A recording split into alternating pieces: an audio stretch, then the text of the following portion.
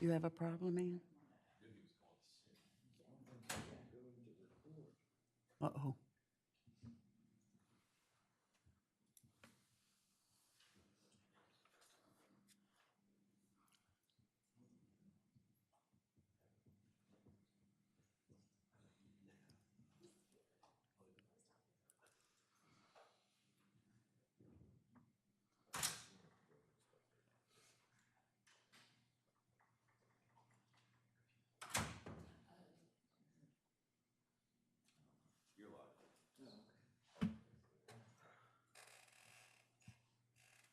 Good morning, everybody. It is Monday, January 9th, 2023. This is a workshop meeting of the Commissioners of the City of Rehoboth Beach.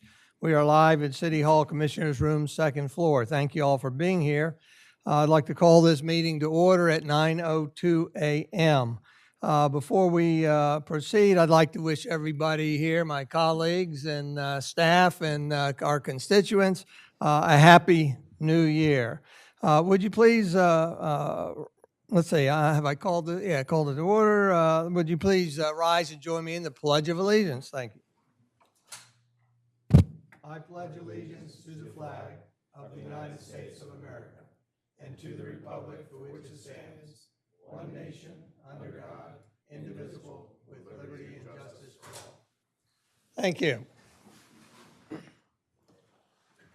With that, we'll start off with roll call. Commissioner Tony Sharp. Here.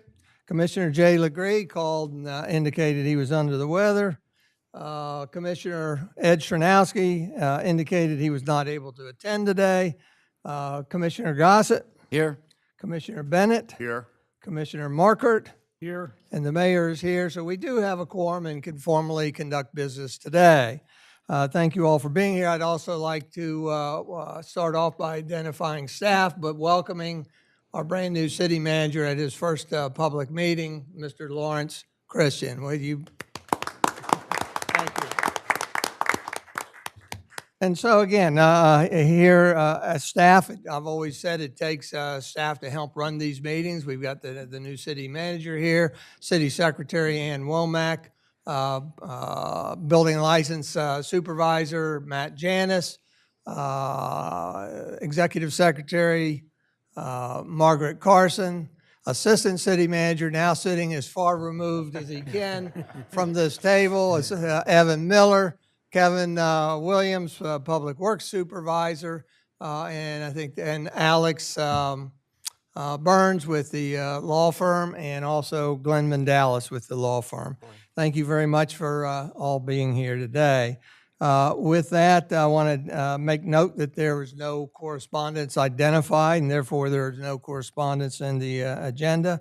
I would like to thank everybody that is in here in person today for being here. As you know, during certain segments of the meeting, we call on you, give you the opportunity to speak up and give us some feedback. I also like to thank everybody that's watching today.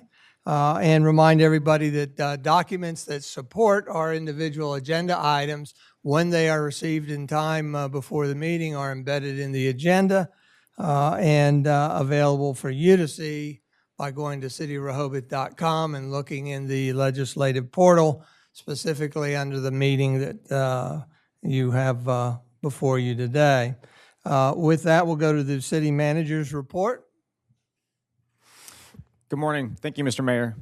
Commissioners, thank you so much. I wanted to start off this meeting with a heartfelt gratitude. As a new public official coming into a government, it is absolutely unifying when a new city manager gets brought on board with a complete vote. And when I say that one, that shows there's support needed to do the job, because everybody knows this is a difficult job. And this past, as I've related to the commissioners last week plus, has been absolutely a whirlwind, been amazing. The city of Rehoboth Beach is an amazing community. That is what has drawn me here. We have come through here for well over a decade, so I am absolutely excited, beyond excited. The staff is amazing. The mayor has relayed to everybody here that is present, and they are all amazing individuals. They have filled my calendar to the brim for the last week plus, and continue to fill it for well over the next couple of weeks. So without further ado, I'll go into a brief city manager report. Talk briefly about the Rehoboth Avenue drawbridge. Currently, work is scheduled at the Rehoboth Avenue drawbridge on Tuesday, January 10th, 2023, with bridge maintenance openings starting around 10 a.m. Remind everyone, we do have an upcoming holiday. City offices will be closed on Monday, January 16th in observance of Martin Luther King Jr. Day. Citywide trash collection will take place on Tuesday, January 17th. The Munson Street improvements. Centerline paving on Munson Street has been completed. There are 2 speed radar signs that were delivered last week, and both the radar signs and the speed limit signs will be installed sometime this month. Driveway boxes are still scheduled to be painted in the springtime. 2023 calendars. Reminder that the city's 2023 calendars have been mailed to property owners, and additional copies are now available at City Hall for $5 a piece. The calendars feature 16 photos selected from the annual Rehoboth Reflections competition. By the way, submissions for next year's competition and the 2024 calendar are already being accepted. Photographers may submit up to 3 entries via the Rehoboth Reflections webpage at cityofrehobothbeach.com through September 6th. And a small investment report. A more formal investment report will be provided at the regular January meeting. However, I'm happy to report that we've successfully completed our Treasury bill investments through Edward Jones. And Mayor, Very good. Commissioners, Are that's there all I have for today. Any questions for the city manager? If not, thank you very much, Lawrence. We appreciate that. With that, we'll go to the city solicitor's report.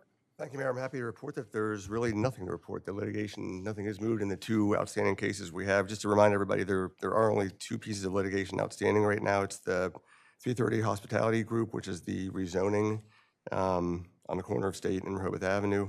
That was denied. And then it's the Linehan versus Rehoboth Beach Board of Adjustment case where it's an appeal from the Board of Adjustment decision. Thank you, Glenn. Wait, maybe? Commissioner, Solicitor. I had a couple of calls over the holidays from folks who don't regularly come down, and they were very curious about the current status of Beach Walk.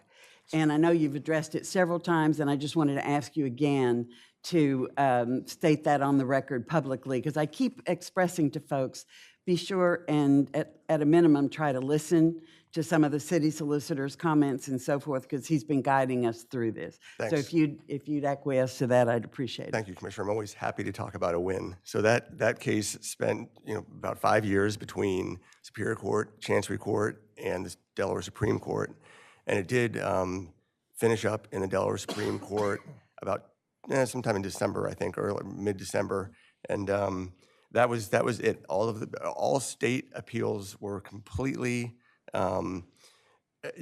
resolved. There is no other appellate level court within the state to go to on this case, so it is done unless an appeal would have been taken to the United States Supreme Court, which did not happen. So that case is completely done. So that property sits as it sits now, and to the extent it's going to be developed, the owner would need to come in with a new application proposing any form of development, and it would go through the regular process that Rehoboth Beach undertakes to approve development projects.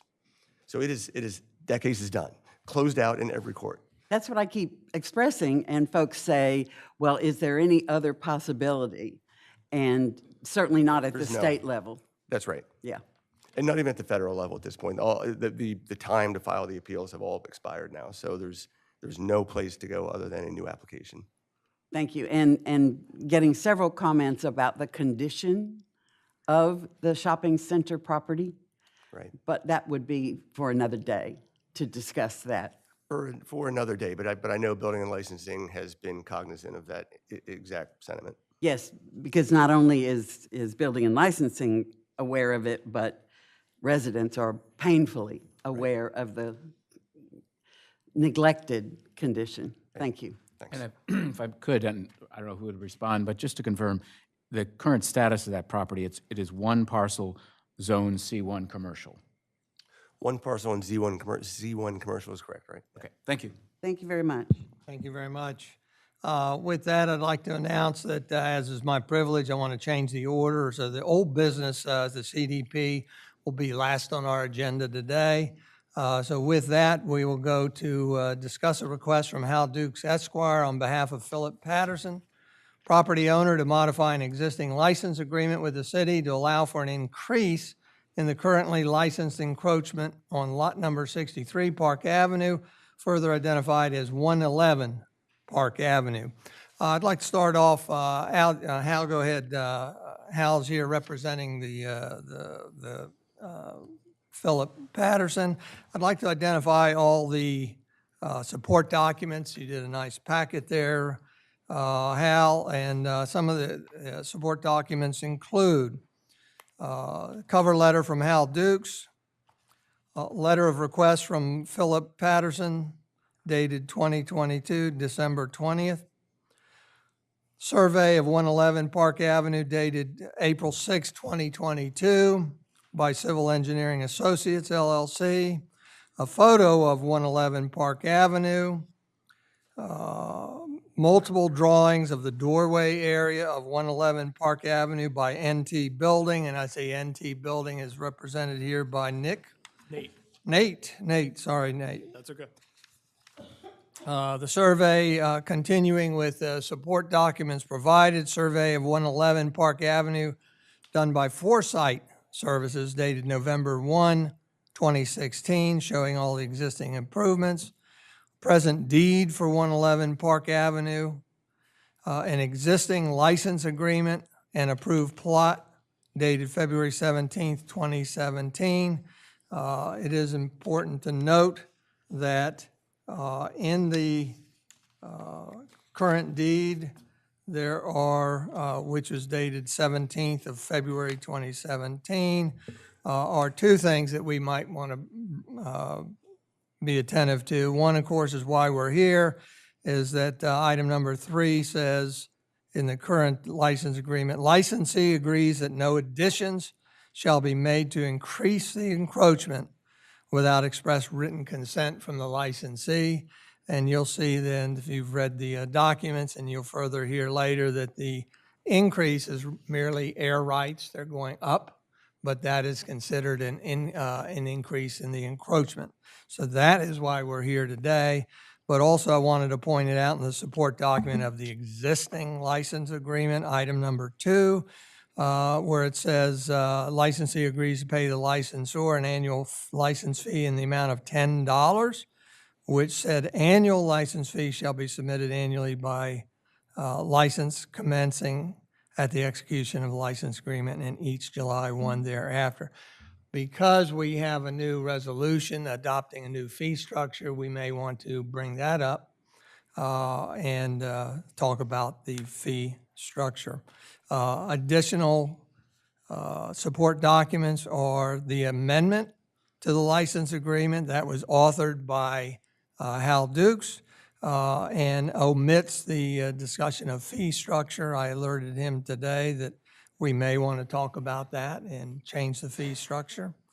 And also the last support document is a copy of a pending building permit, number 4112, just more FYI, and to maybe validate that they're not increasing the footprint. With that, do you have anything further you want to say? I don't, Mayor, thank you. Are there any questions by the commissioners before we turn it over to Hal Dukes? Mr. Dukes? Good morning. I'm the lawyer for the owner of 111 Park Avenue. From my law firm is Tuttle and Razor. We have an office here in Rehoboth Beach on Rehoboth Avenue. 111 Park Avenue is a very old building. It's one of the oldest in the area. It's well over 100 years old. And in the course of construction many years ago, I guess they built a little bit of the building into the right-of-way of the City of Rehoboth. In the course of events, it was brought forward in 2017, and the owners of 111 Park Avenue arranged for a license agreement to be created with the City of Rehoboth so that the structure could be maintained in its present condition. What's happened is that the new owner is a little taller than the older owner, and he has trouble getting through the doorway because the doorway's, is it 6 feet? Yeah, it's roughly just over 6 feet. 6 feet. So we're trying to bring the doorway into the 21st century and meet code. In the course of reviewing that. Matt Janis was clever enough representing your interests to say that there's air rights involved. So here we are. We have to raise the building or the doorway a little bit, but then the roof line is 16 inches. And in that regard, I'd like to go ahead and let the contractor explain exactly what's going on. But please understand this, there is no extra land taken from the City of Rehoboth. It's the same footprint. It's air rights only. It's the air above the doorway there. And I'll let Nate go ahead. Nate, identify your full name, if you would, please. Sure. My name's Nate Taylor with NT Building Contractor Firm. So Philip Patterson hired us to go through. We filed the permits. It was brought to our attention by Corey Senko and Matt Janis that this was going to be an issue. It's kind of a hang up for the homeowner, like Hal said. You know, he is taller. You know, the doorway is very short, even for me. I'm 5'6" at best. So to bring it up to code and to make the building a little bit more accessible, this is the main doorway they use in and out of the home. We'd like to just raise the roof up. I don't know if you can see the documents in front of you, but with the one street picture we have, it kind of shows the face of the picture. Keep going. What, This one right here, sir? Yeah, right there. So with it being black and white, it's a little bit more crude than the color one I have on hand, but that little A-frame roof with the doorway you can see facing you, we'd like to take that up flush with the shed roof right above it. We're not trying to go any higher than what that existing house roof is. We're gonna match pitch, the same plane, everything. It's just going up roughly about 16 inches. That's all. That's the difference between the peak and that flat roof that's just directly above it. That allows us to get a standard size doorway in. We're not encroaching in any footprints off the building, sideways, any of that. We're just asking to go vertical. That is it. Nick, help me out here if I say anything wrong. Just to orient ourselves, there's a couple things. One is there is a lamp post out here that is within the city property, and that's noted in the lease agreement, license agreement. Also, the property line, just maybe it's easier to visual off of this than the plat. The property line is way down here near the corner, but the other property line is, say, approximately in here.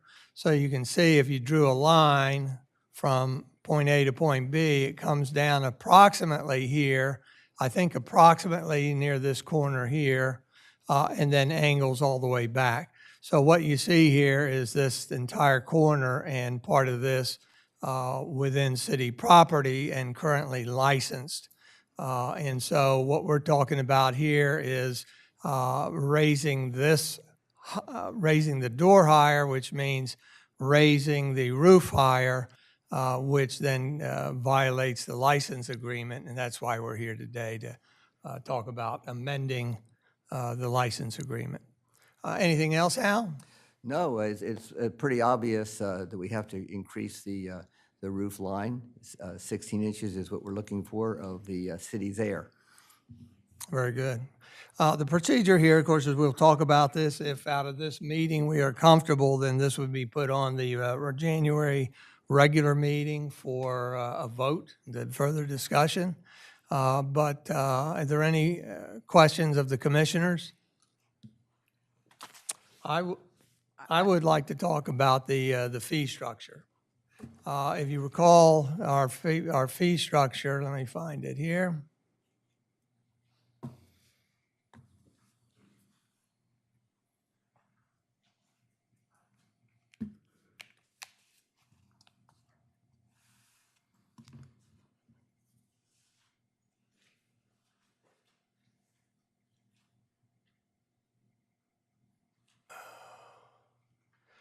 In terms of a resolution that was adopted by the commissioners on November 16, 2022, we indicated the three possible fee structures.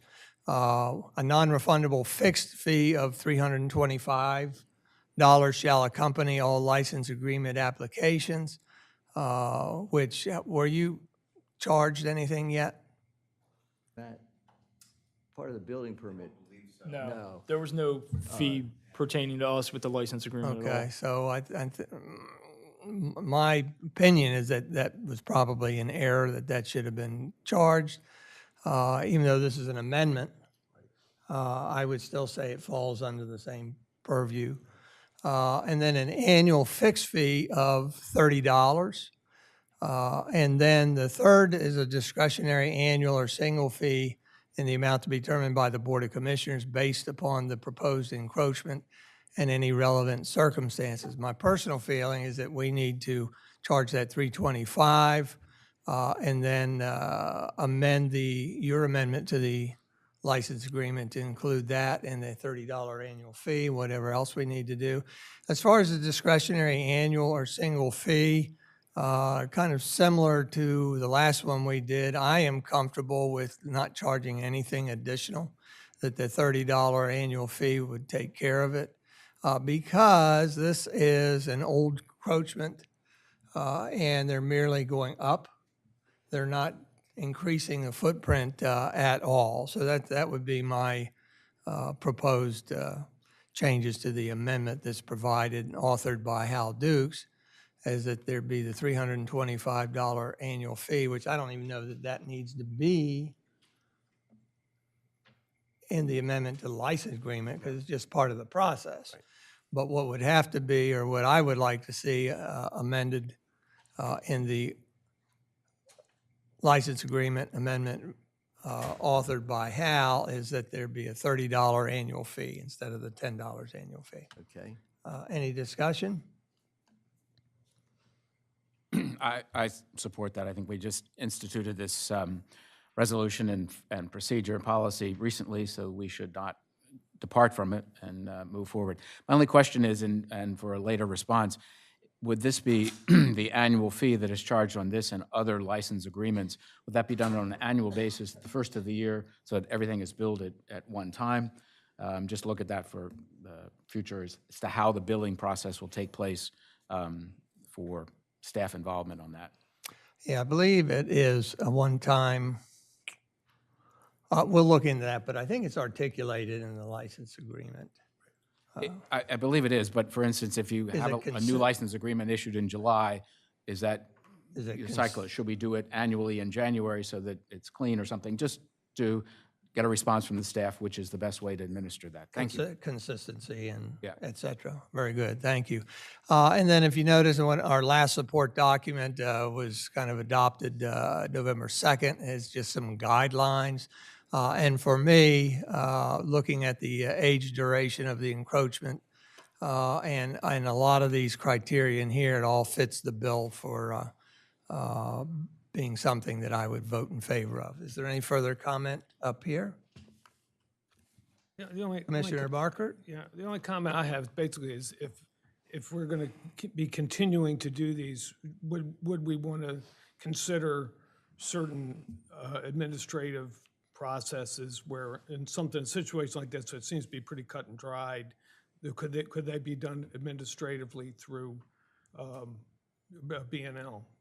And my response would be no. Okay. That all license agreements come through the Board of Commissioners, and I would favor staying that way, because it's hard to gauge them. You know, is this an easy one versus a harder? If we could sort of define the range of easy ones, would that make sense? You know, to basically. We can all give it some thought. I'm not receptive to that right now. Okay. What I might be receptive to, different subject, I guess, is giving consideration to whether we should be giving notice to neighbors.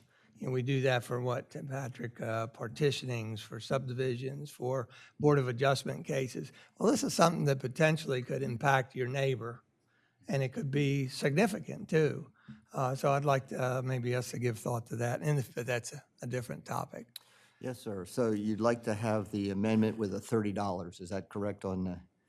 Correct. Is We'll put that- another that- paragraph in the Yeah, I think amendment, that- and that'll be it then. Thank you. I think the only thing, I think And there, then the 325 is just something that we paid to building and licensing, is that the way that's done? Yes, yeah. So that wouldn't be be an amendment. That's just a typical one-time application Thank you. fee.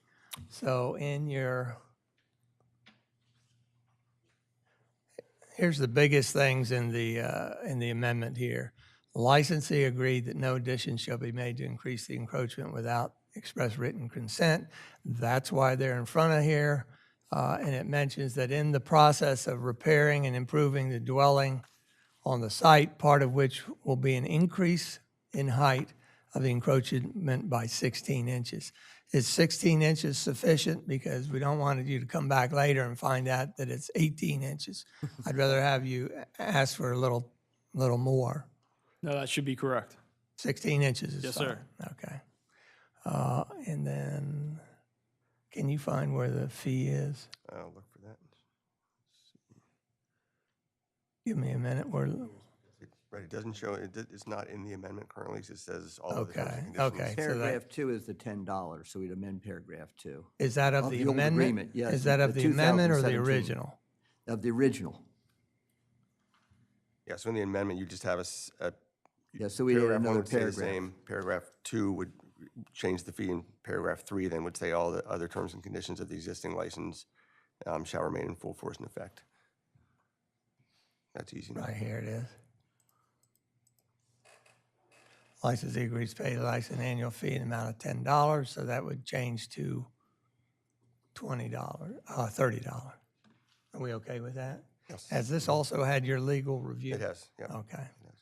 So if you would submit that to Glenn and myself, we'll put that on the agenda for our January regular meeting.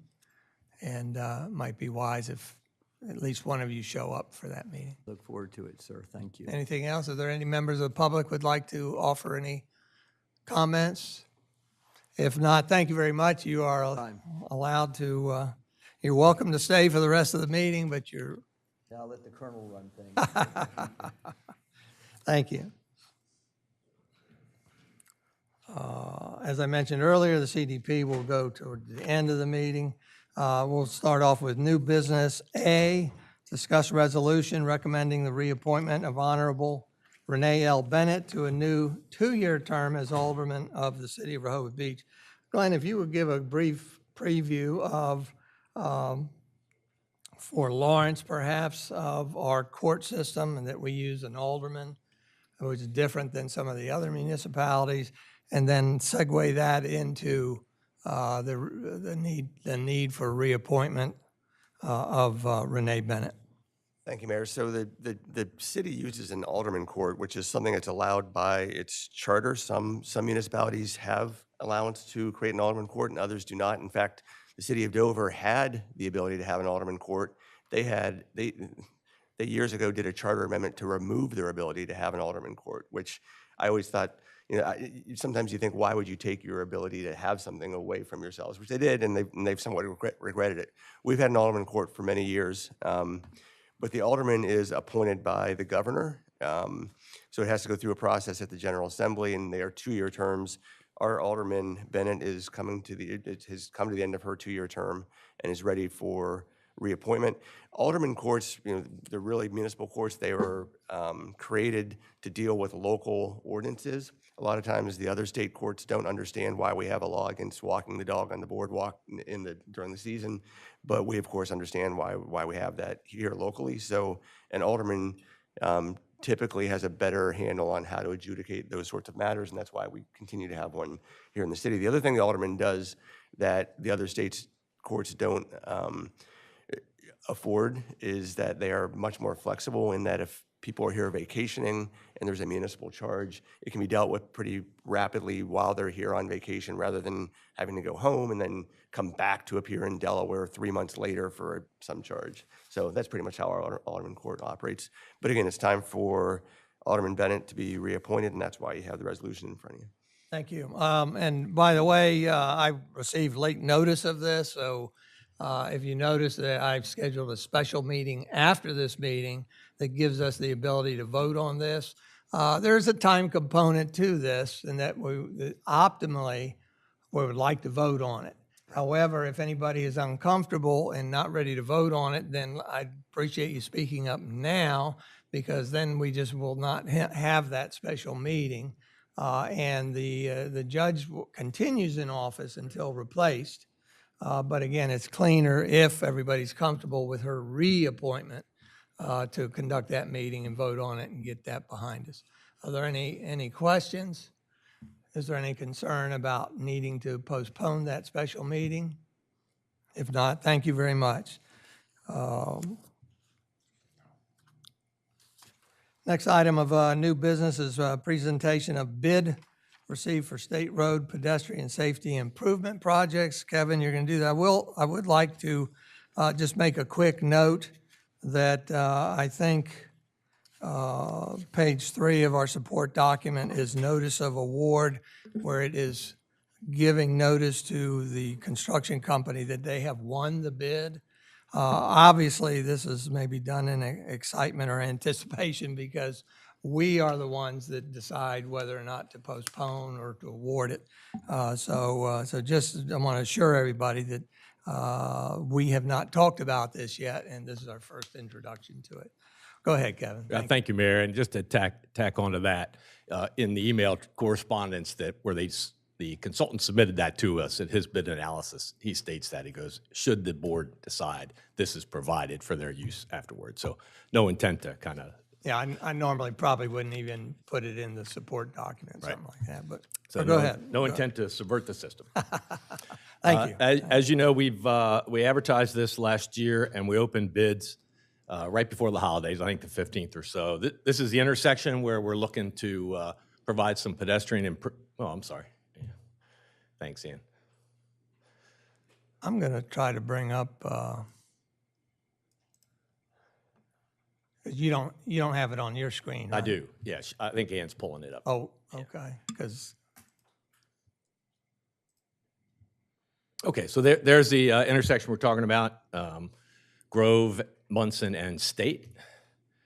There's the approach coming down State, heading toward town, and kind of the new crosswalk alignment. There it is from Munson heading toward State Road and across the street to Grove. As a reminder, this came about as a pedestrian traffic count study that was done 2 or 3 years ago now, with respect to getting a nice pedestrian crosswalk across State Road somewhere in this section of town. And after we did the analysis, it was clear to us that the best place to do this, most appropriate place to do this would at this intersection. Seeing a lot of increased traffic coming around that corner that are hitting rise up, walking to and from. And this would give us a much safer, ADA compliant ability to get across the street to, that other section of town. Main scope of work is you can see the bump out curbs, which then narrows that distance that the pedestrian would have to walk across. Crosswalk, ADA compliant ramps and crosswalk across State Road, and then a new one across Munson, which would then facilitate pedestrian and bike traffic really to that part of town. It also includes the rapid rectangular flashing beacons like we have installed a couple of years ago on Rehoboth Avenue to provide advance warning for anyone coming around that corner off of Route 1 heading into town via State Road. We only had one bidder, Adel Construction Company. Their bid came in a little bit higher than our engineer's estimate. However, we feel that their pricing was in line with what we had just seen on their recent paving contract that they had with the city. So it looks like their pricing was still in line with that. So I don't think, I think probably our engineer's estimate was probably a little low. But it came in at $298,680. So what we're going to ask is at our next board meeting if the board would approve the award of the contract to Adel at the bid amount. very good. Would you go back, Kevin, to your black and yellow diagram of the street? Right there. I just want to make sure everybody is oriented especially for Mr. Christian, that is State Road left to right. The street going down is what? Munson? Munson. The street going up is Grove. Grove. one of the things that we have with that was pointed out at our last meeting is that if you would point with your cursor or something to where the discontiguous sidewalk starts up there, right up there, there's no sidewalk there.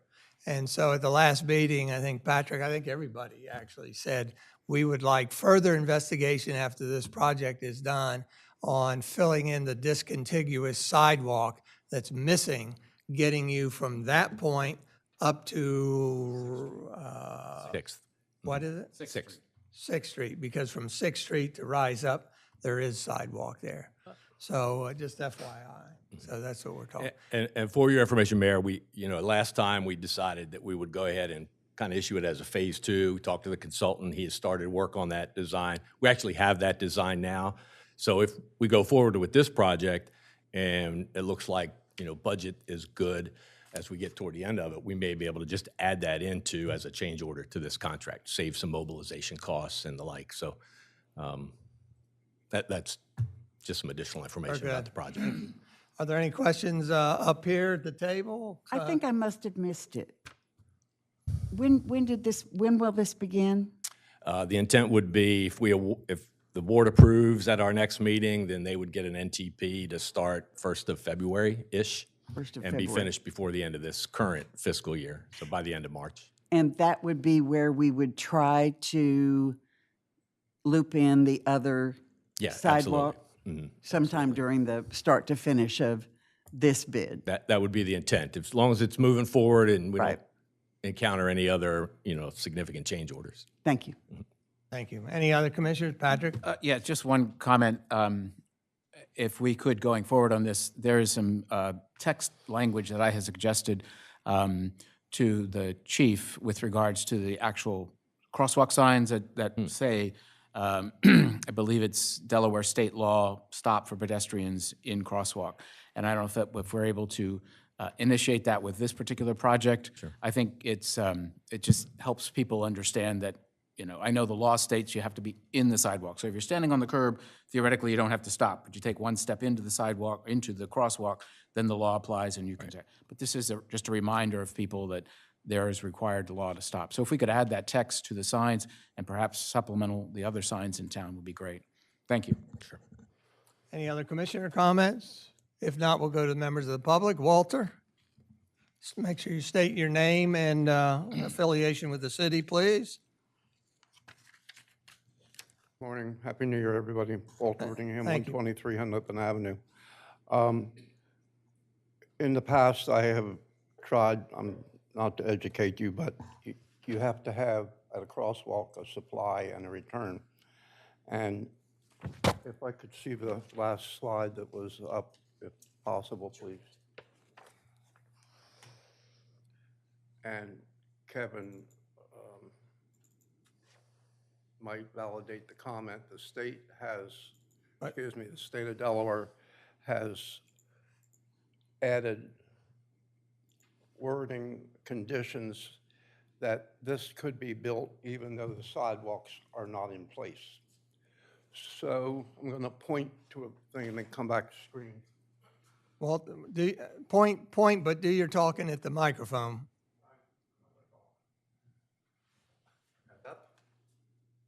At that point, the termination of the northerly side of the crosswalk, that will get turned back out into the street because it has no sidewalk to which to go. So one of the things that's going to happen is you're going to turn people out into the parking spaces. There are approximately 8 parking spaces between that intersection and Rise Up. So what I would recommend, if there would have to be, so you don't go changing all the documents or to word it, that you would consider with the amount of bicycle traffic on that narrow street and turning people out there with a lack of a safe place to go, that side of the street where you turn the people back out into the street, that right shoulder coming off of Rehoboth Avenue, be turned into a bicycle lane. There is so much traffic coming from Rise Up and down the street, the people walk in the street, and to condition yourself of possibly losing those parking spaces, that it's better off to think about it now. It's not a revenue thing, it's a safety thing. Thank you very much. Thank you, Walter. Any other members of the public like to say anything? Patty, do you have any questions? No, you have to come up to the microphone so we can hear you, dear. Is this microphone turned on? Oh, she's going to the podium. Patty, give your name and address if you would. My name is Patty Brown. I live at 1 State and Grove Street, And let's clarify there. You live on the corner of 1 State. corner one of that property that's being addressed there. Okay, go ahead. All right, can I have that picture back up? Same one. Uh-huh.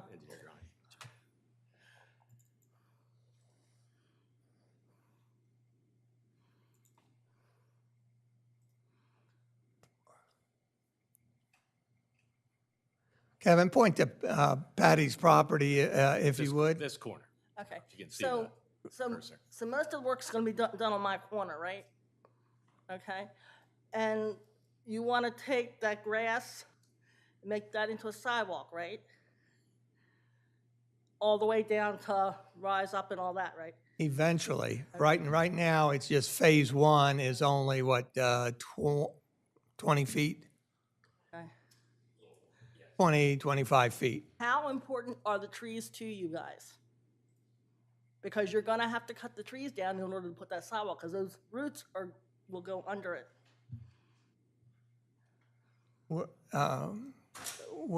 Kevin, do you recall, are any trees going to succumb to this project? I don't believe so, Mayor, but let me just, You're gonna have to cut the branches. sure, I mean, we do that routinely, branches and actually some of the root treatments as well, with Liz's help. Am I gonna be responsible for having the trees cut down and trimmed and everything? In terms of this project, I would imagine that we take care of all construction and prepping the area and everything, Patty. And they're gonna put up signs there and a crosswalk that's gonna go straight from my yard across the Munson Street and go up to the beach. Yeah. They're not gonna put no sidewalks on the other side of the pathway? Kevin, and then Sorry. Kevin, remain standing up there. So again, this is your corner up here, so the sidewalk would come across. There's not an intent at this point to construct sidewalk across in this direction or on this side heading down. The intent is to get across state and then to an existing sidewalk network on the other side. That's all I have right now. Thank you, Patty. You need to come, say that again? Right of way, what about it? Property doesn't start until inside the right of way. Right, Property line. right. The property line is set back from the street. Very good. Before we let Kevin sit down, are there any other questions?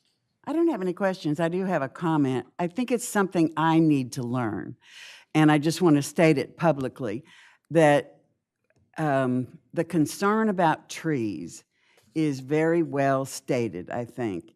And I need to learn that every single time we have a city project, I don't recall us, Kevin, talking about trees previously, and I'm so glad that it was raised, because I need to learn to, even if it isn't addressed, to ask about it so that it's not done. The worst thing I think that would happen for me is that as this project gets up and moving, if trees are being cut down, then I don't see a path for the commissioners to be made aware of that. I don't know what you'll run into when you actually get into the construction project, but that's something that I need to think about, that I didn't honestly do a good job. The last time we talked about this, didn't even raise the trees. And if we are serious that green infrastructure is important to us, it's a learning for me, so. Thank you. Well, hopefully that I'll bring that to your attention if we see in the design part that we're going to lose some trees. And I think we've had that discussion on North Grove over by Grove Park. We're Right. talking about taking out a tree there if we wanted to do that. But your point is well taken. It's incumbent on us to bring that to your attention ahead of time. That, Well, and I think we can partner in that, that if one of us fails, the other one is a great reminder that we have all had a consensus and an agreement about green infrastructure, and then we need to be really serious in our actions about how we go about it, is all the point I wanted to make. Right. I need to be brought in that conversation as well. Well, and I think trees are becoming more of our vocabulary, but we need to, like you said, be more attentive to it. Thank you very much. With that, we're going to go to the next. I'm sorry, one other Oh, quick, go ahead. maybe quick question. If we mobilize, or if we approve this on January 20th, just a start and projected completion date, is it 30-day, 90-day, 100-day project? I believe, Commissioner, it was 30-day construction days, so 30 probably turned into about 45, 50 calendar days. So certainly before the end of the FY is our goal. Great, thank you very much. Thank you very much.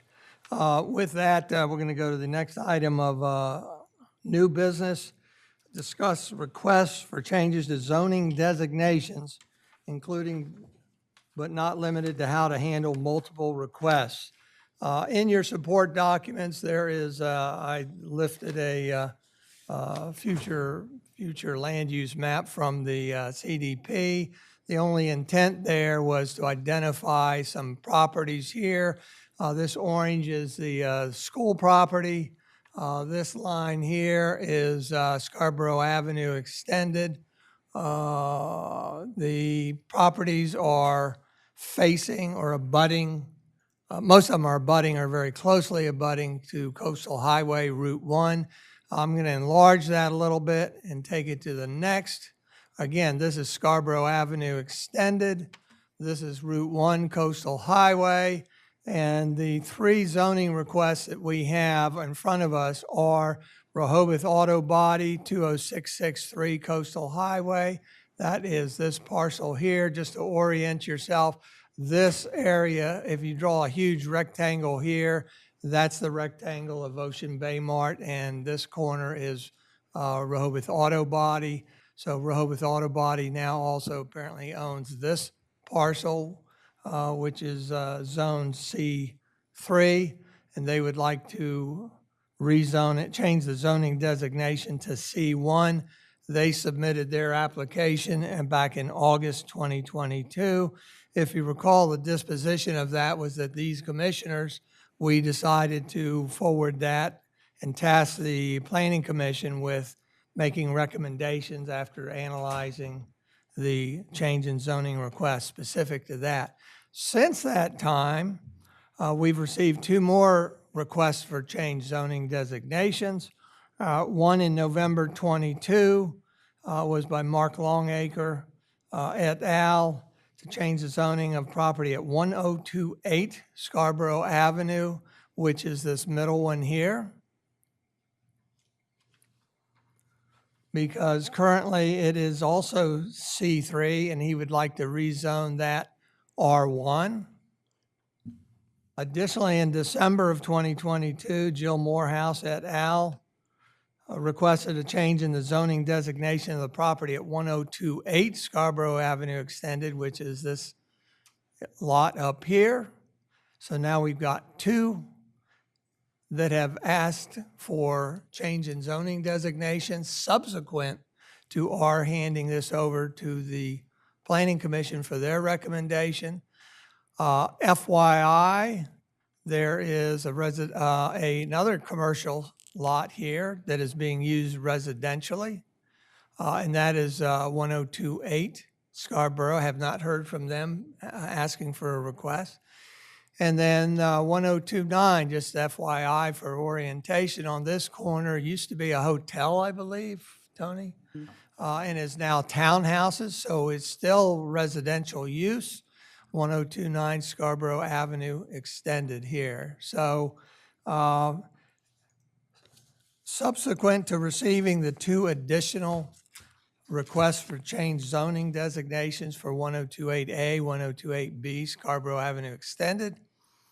I put a hold on the Planning Commission moving forward with making recommendations on the auto body, believing it was prudent for us to re-examine this topic.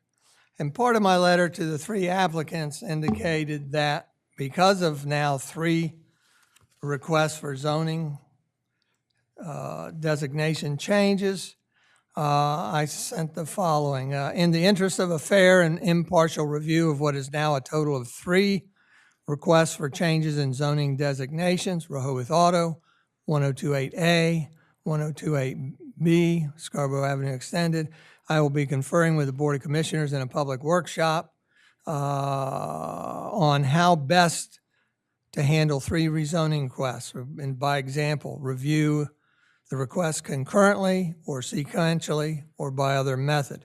When addressed by the Board of Commissioners, then I will have a clear path forward in conducting hearings on the 3 requests to change zoning designations. You will be notified of that path by our city secretary, as you and the public will have an opportunity to attend any and all public meetings in these matters. One of the 3 applicants indicated that they were not going to be able to be here. I took the liberty of writing them back, and I also wrote back the other 2 zoning requesters saying that it was not needed for their attendance today, but they could certainly come, that we were not going to be talking about the merits of the zoning requests. But, so again, what we would like to talk about is what path forward do, and I could see several avenues, and Glenn, you can help me out here a little bit. One avenue could be that we do these semi-sequentially. We send it back to the Rehoboth Auto Body, back to the Planning Commission, and have them fulfill their task requests for us as is. And then we have to decide after that what would happen. Would we then want to send them the zoning requests, tasking them with making recommendations on 1028A and 1028B? Or do we want to hand all 3 back to the Planning Commission? Do we want to consider the entirety of the green properties here in a change of zoning request, even though 2 property owners or sets of property owners have not asked for anything? We did that somewhat for, what was it, Sussex Avenue years ago. The entire 2.5 blocks were rezoned all at the same time. Now, those were in the CDP. None of these are in the CDP. So I put them all in the same box, if you will, that none of them have asked for, have been recorded in the CDP as something to change. But we're still allowed to pursue them. Right. It's just that if we indeed decided to change after a public hearing and vote to change these zoning designations, then we would have to follow up with the CDP and make those changes. So it gets a little complicated.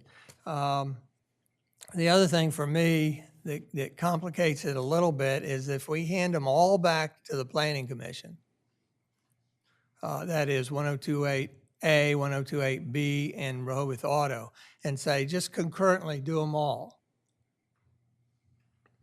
then in my mind, they're going to have to look at the different scenarios for perhaps they take the residential requests first. But to me, they're going to have to make they make a recommendation.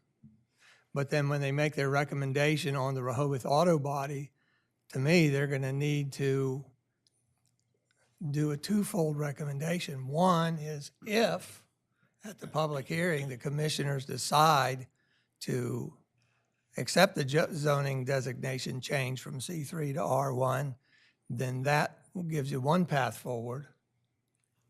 But I think the Planning Commission would also have to say, but if at that commissioner's public hearing, we do not accept the zoning designation change, then here's maybe it's a different recommendation. Does that make sense? I mean, to me, it's a little complicated. And then the other way, then I'd like Glenn to comment a little bit.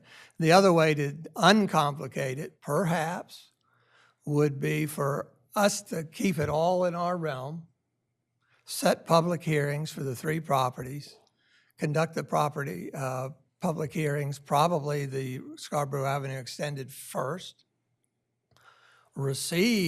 ask for and receive recommendations from the Planning Commission on the rezonings at the public hearing, and then we make some decisions, and before going on to the Rehoboth Auto Body public hearing.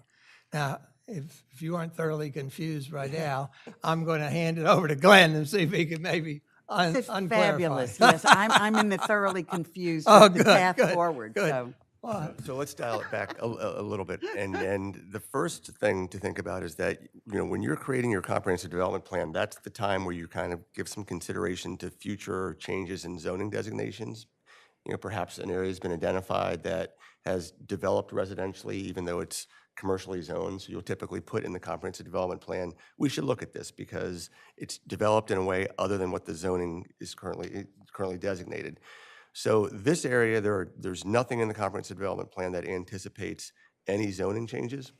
So one thing to keep in mind is that there's nothing that obligates you to even take up these requests. You could say, thank you very much, but our comprehensive development plan does not anticipate a change in zone, so we won't be taking this up at this time.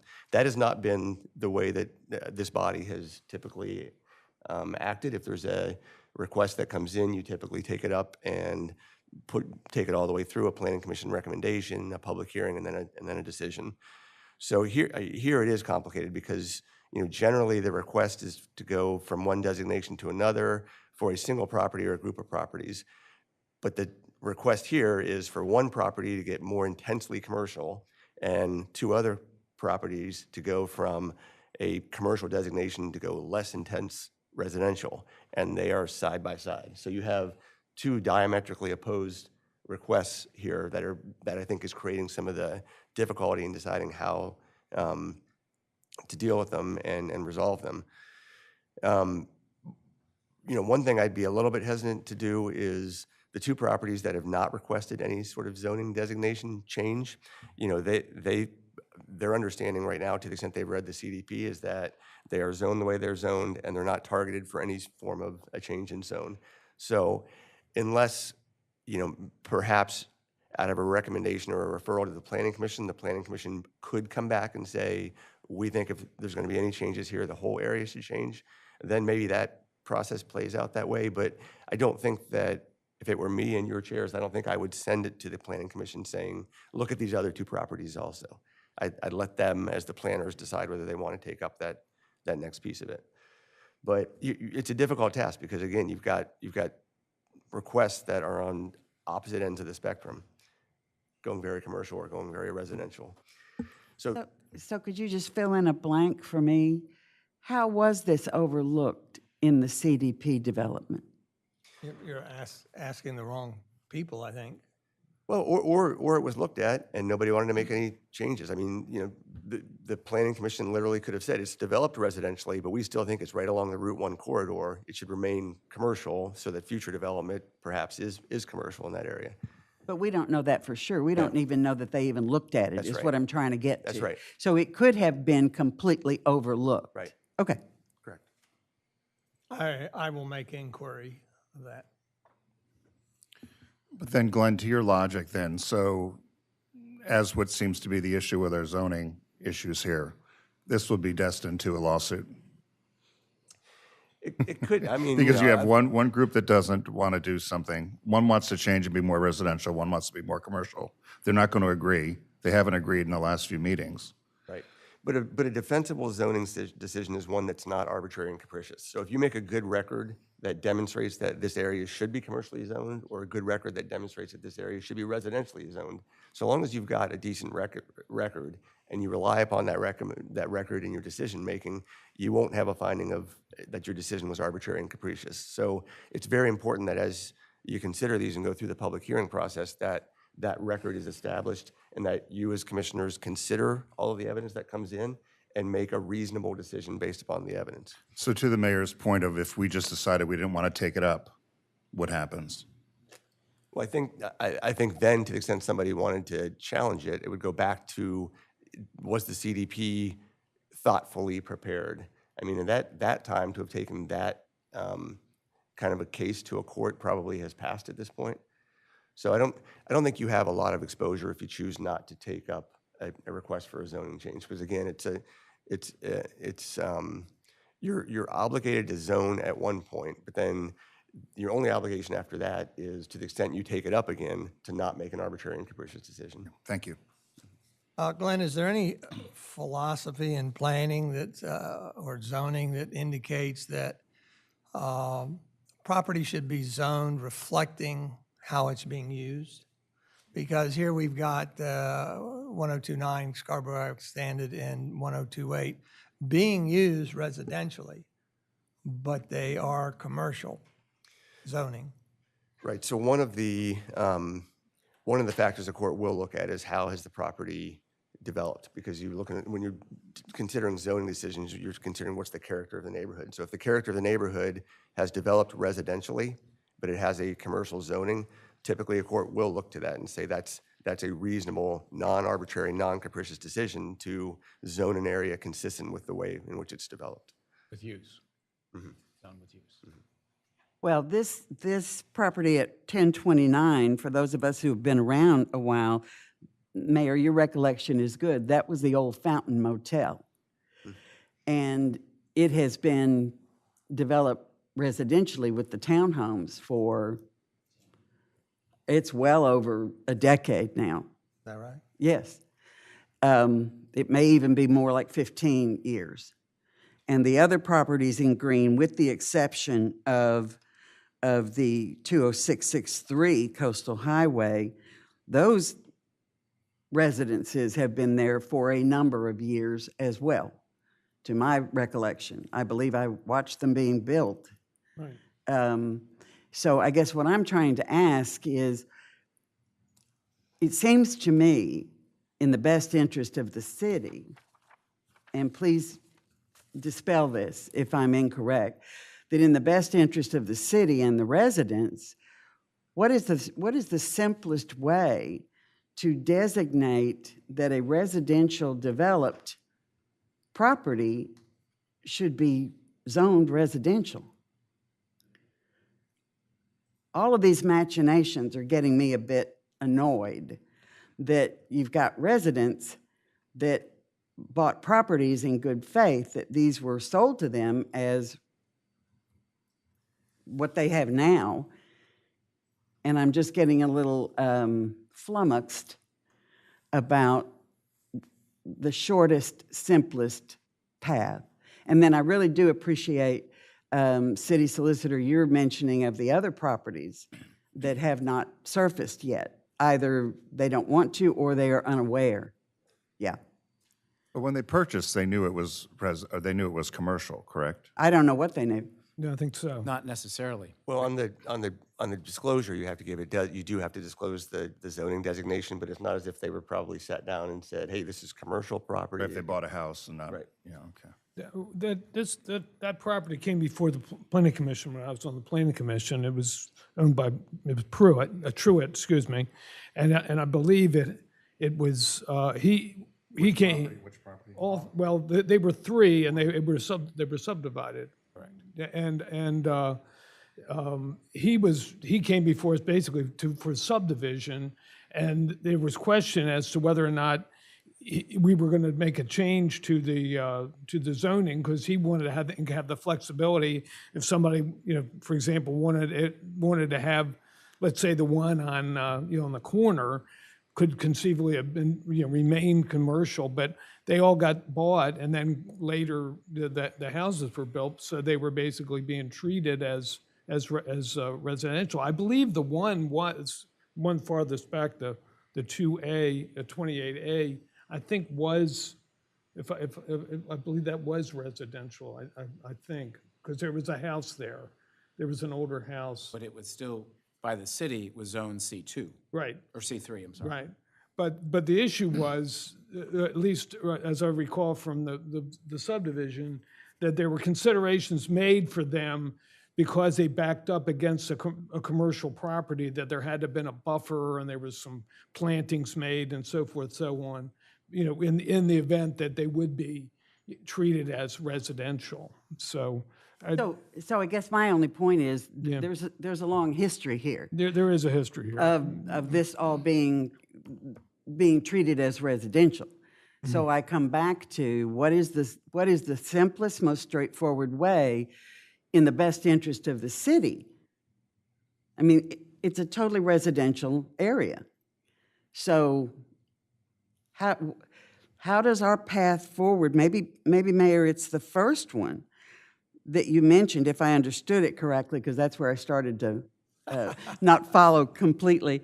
The first option was Rehoboth Auto Body goes back to the Planning Commission for whatever their needs may be. Yeah, to me, that's a conundrum, because we're sending it back to them. If we send it back to them and they resume conversation, then they certainly are going to be discussing these three lots, 1028A, B, and 1028, but they don't know the disposition of those lots. Well, that's why I'm saying, if we made a determination on the properties highlighted in green, with the exception of 20663, which is Rehoboth Auto Body, does that advance the best interest of the residents and the city?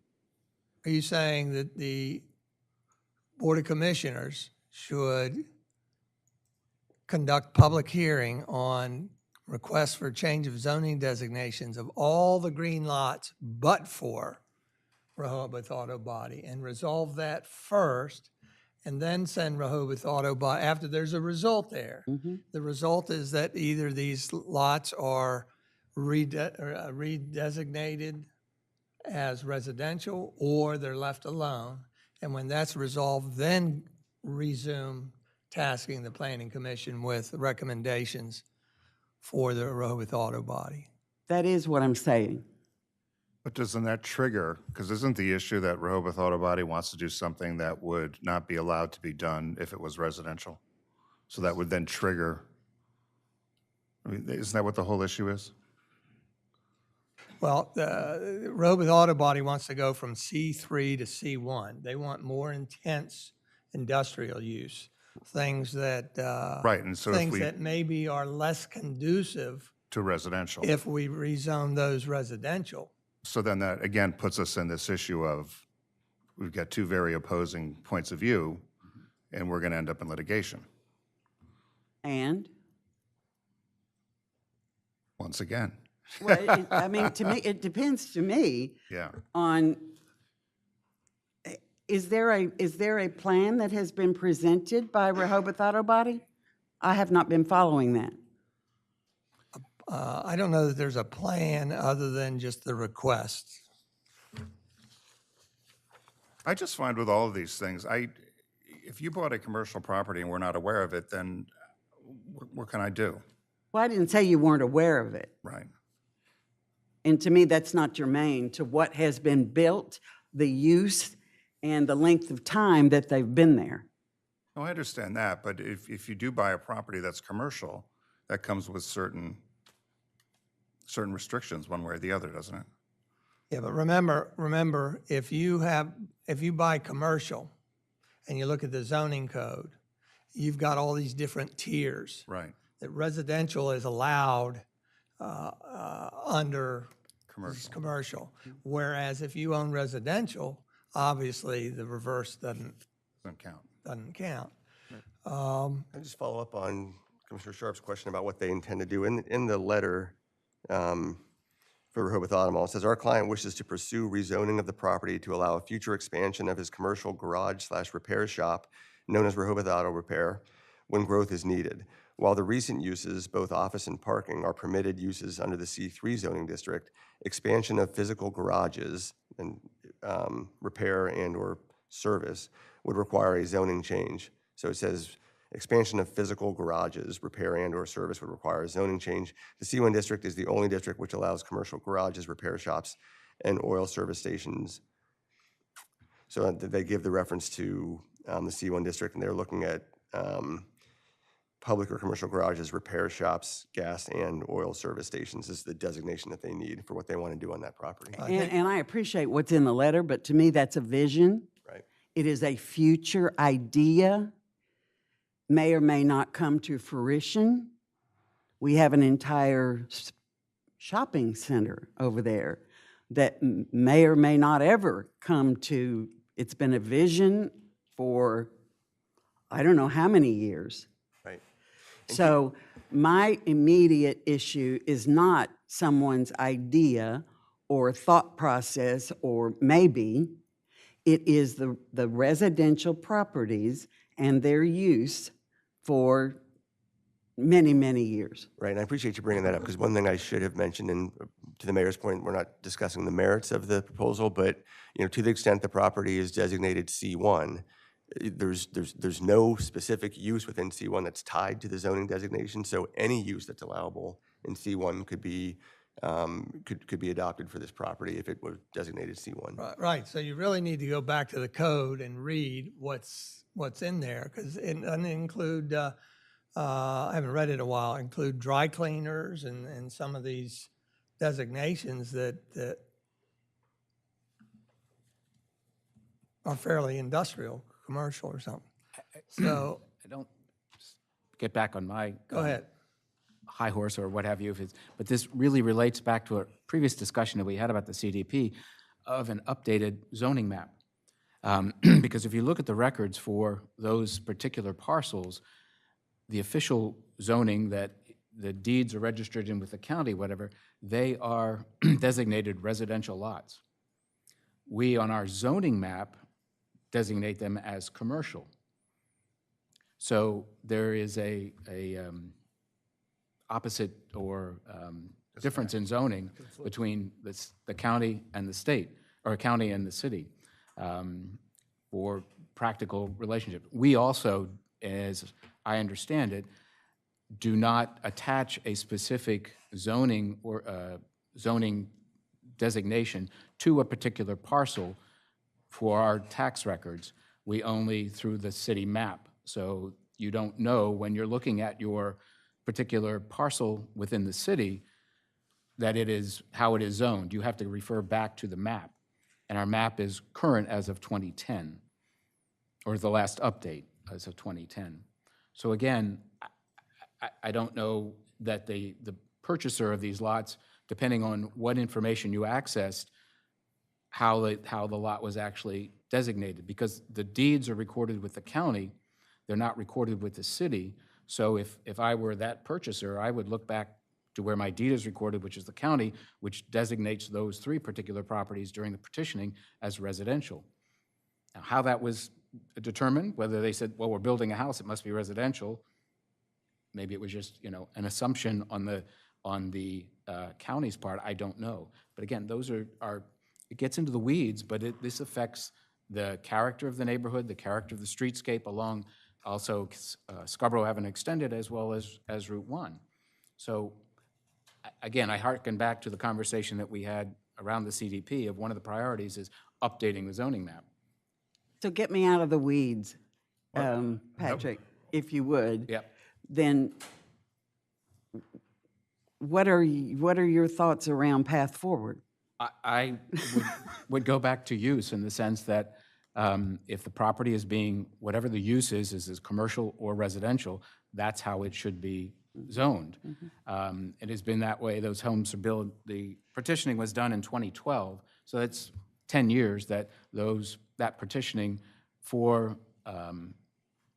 what we call in the city a 50 by 100 lot is residential, or in that particular neighborhood a little larger. So that was the intent, and I do remember the petitioning.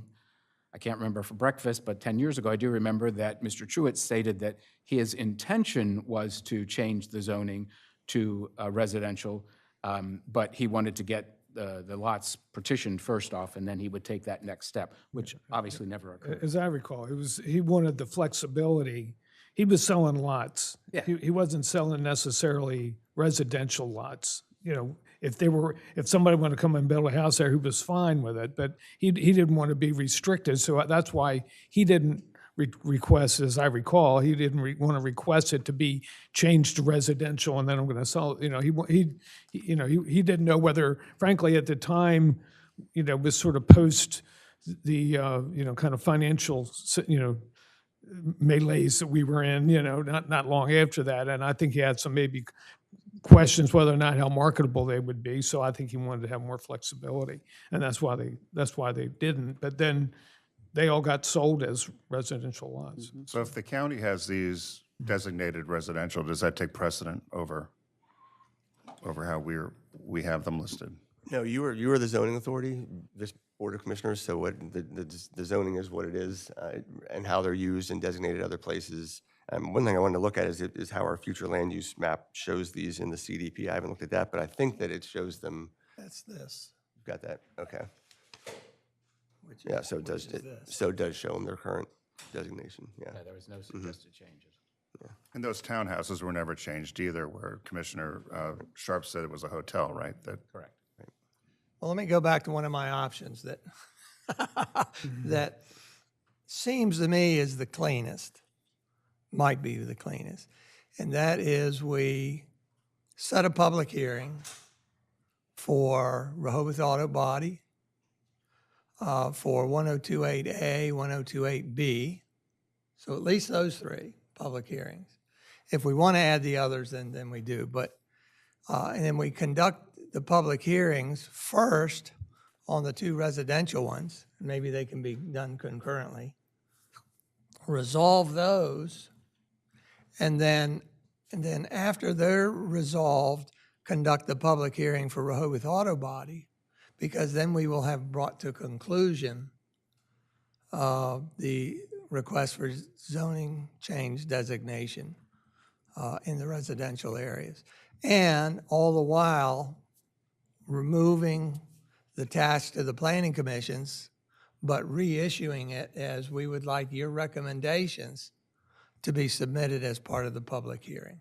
And that way they have input on all of this.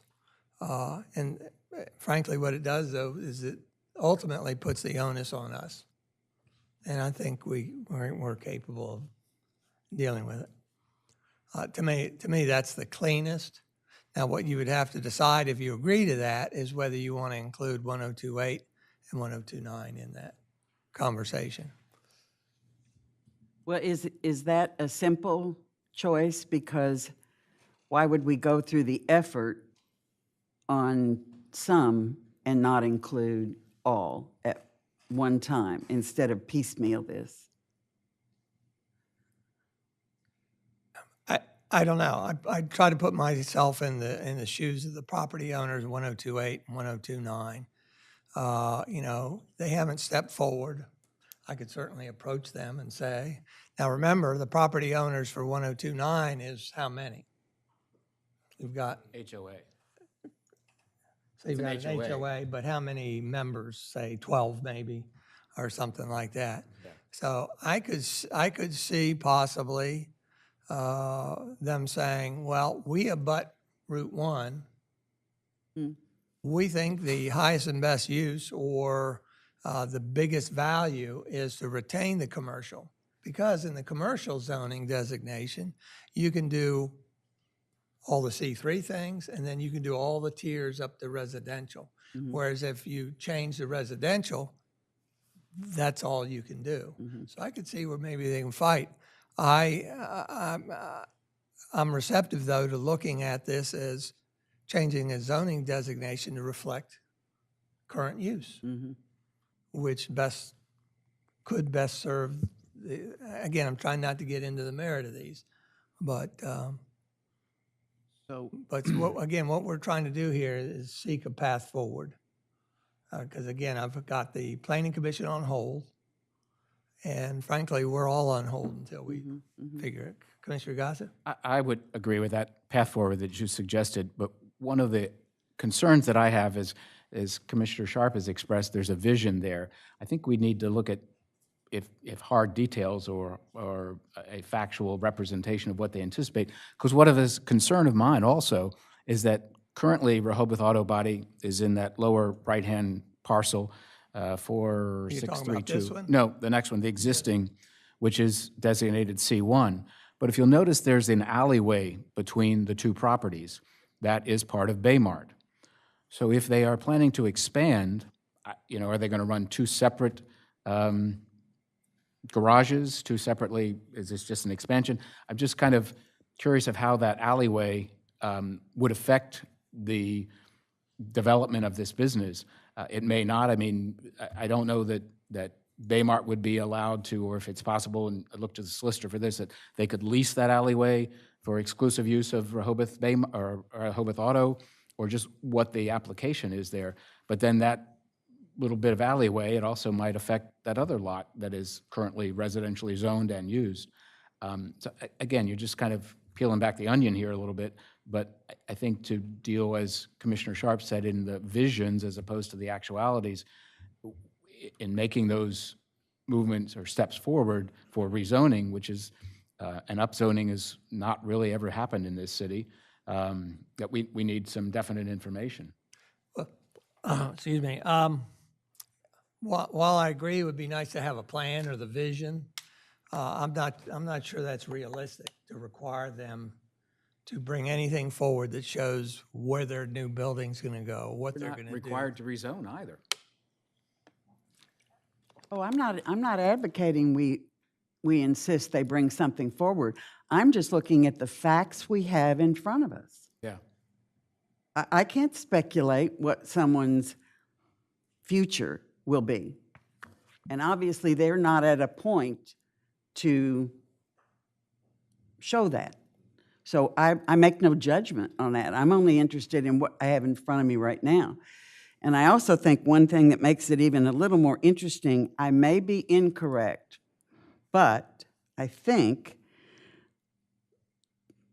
1028A also owns the property in pink next to it? It isn't correct? Thank you. Didn't realize that. The one in pink is mine. Oh, that's you. Of course.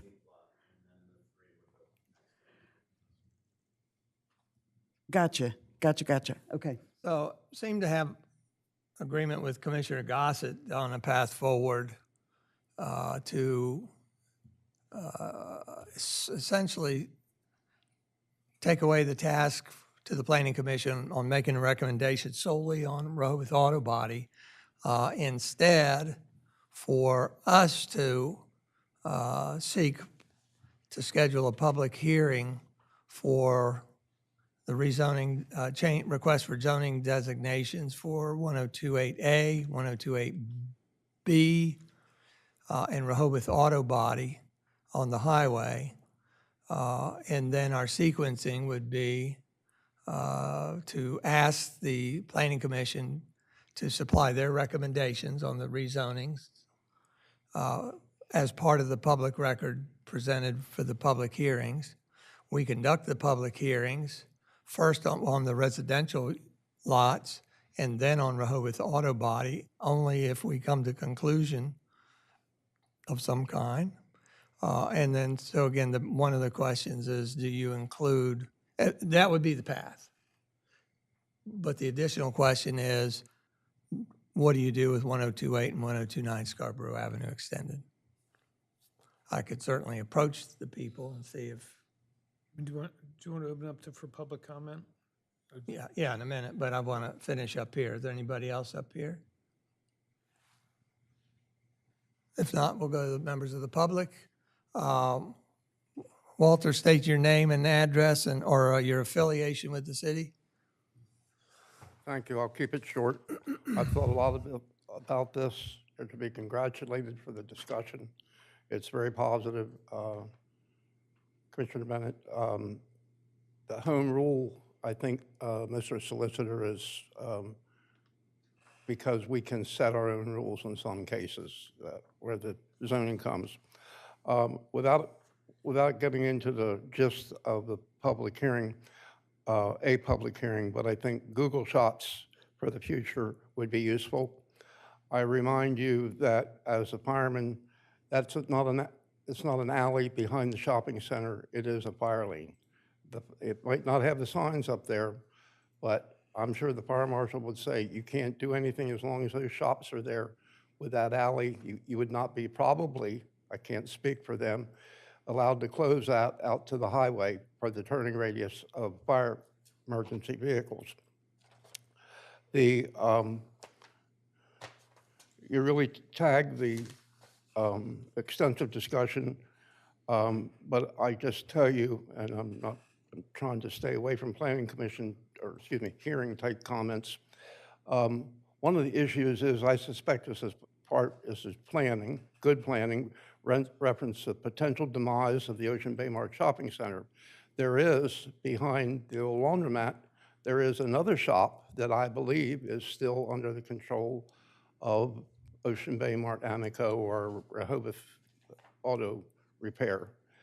And that might be gone in the future, but I don't think, unless they shut down the shopping center, get rid of it all, that the fire lane goes away, then it comes under the control of the Fire Prevention Commission. And because they can't go building across a fire lane. So you also need to know if they expect to expand their operation from their newly constructed nice garages, these are friends of mine, they would not be allowed necessarily to go across. It would be like encumbering across a property line. Again, you're doing a good job, and I think, Mr. Mayor, that your path is correct. Thank you for the time. Any other members of the public like to speak? Go ahead. Come on up. State your name and affiliation with the city, please. Again, we're not talking about the merits, just on our path forward. Okay. My name is James LaShora, and I had sort of a conversation that people who are online would have missed with Commissioner Sharp when she was asking about the properties and a little bit about the history and what is where. And I thought because I live there and have lived there for the last few years when my house was built, I thought I would, clarify any of that might still be in confusion. But Rehoboth, the 4632 square is Rehoboth Auto's current facility. That's where they have all of their existing business. They, started originally with 1 or 2 little bays and have expanded over the years. They're up to 8 or something bays in that space. A few years ago, they did a major sort of expansion and renovation where they tore down existing buildings, including their office, and they rented the one with 2306 from Roger Truitt while Roger Truitt still owned it. So they used that as their office temporarily, even though it's zoned C3, all of us neighbors sort of looked the other way. We realized they were not complying with zoning, but we knew it was temporary. We didn't raise any issues with that. There were some other issues, and it relates to notification of neighbors. And Mayor Mills made mention of this earlier with regard to the fact that subdivisions and partitions get notified to neighbors. Building permits do not, demolitions do. So we got notified of the demolition of Rehoboth Auto tearing down their buildings. We did not get notified of what their plans were to do in replace of that until it was going up. And it wasn't until they were building their 42-foot tall structures next to our home that I found out they had put in no underground drainage in this 20,000 square feet of asphalt they have next to us that's surrounded by 8 acres of asphalt. and there had been no kind of city review of that process. It had not gone to the Planning Commission, even though their 4632 itself is over 20,000 square feet. And then 2306 is another 11,000 square feet. And you're looking at 31,000 square feet of asphalt separated by the fire lane that Walter Brittingham was just talking about that accesses, the 60 residences behind that are going to be, whatever gets done there. So anyway, that's some of the history that's going on. To shorten what I'm saying is, from a land planning perspective, there are some big picture items here for consideration. And land planning wise, there's only so much land in the city. And somebody gets to decide how much commercial, how much residential, where that's going to go. And we've recently shot down a proposal over the last 7 years to develop all of the C1 property to residential. So there's no plan right now to develop all of the existing C1 property residential. That C1 property surrounds the existing Rehoboth Auto on 3 sides. It's got C1 property on Sir, 3 sides. I'm concerned that we are getting into the merits now, and this is really good information that you're going to want to put on the public hearing so that it doesn't get lost in the record. So I don't mean to cut you off, but I'm going to ask you to repeat it again when they have the public hearing. So Okay. preferably. Yeah, I will repeat it, but for now, I guess, as far as these lots go and the history, you'll see the 29, the 27. There were originally 2 more. There was 28 and 30. And what happened in 2015 with the Truett's Choice subdivision is the 2 that were 28 and 30 got created into 4 lots. So the 3 that are adjacent to Scarborough Avenue got lengthened. They moved this over so that the one that Roger Truett's boyhood home was on is now a narrowed lot. But the important thing, to sort of recognize is our homes on each of those 4 squares. All of those are being used as, single-family homes. The first one was built in the 60s, and the 3, in between my house and Route 1 have all been built in the last, 6 or 7 years.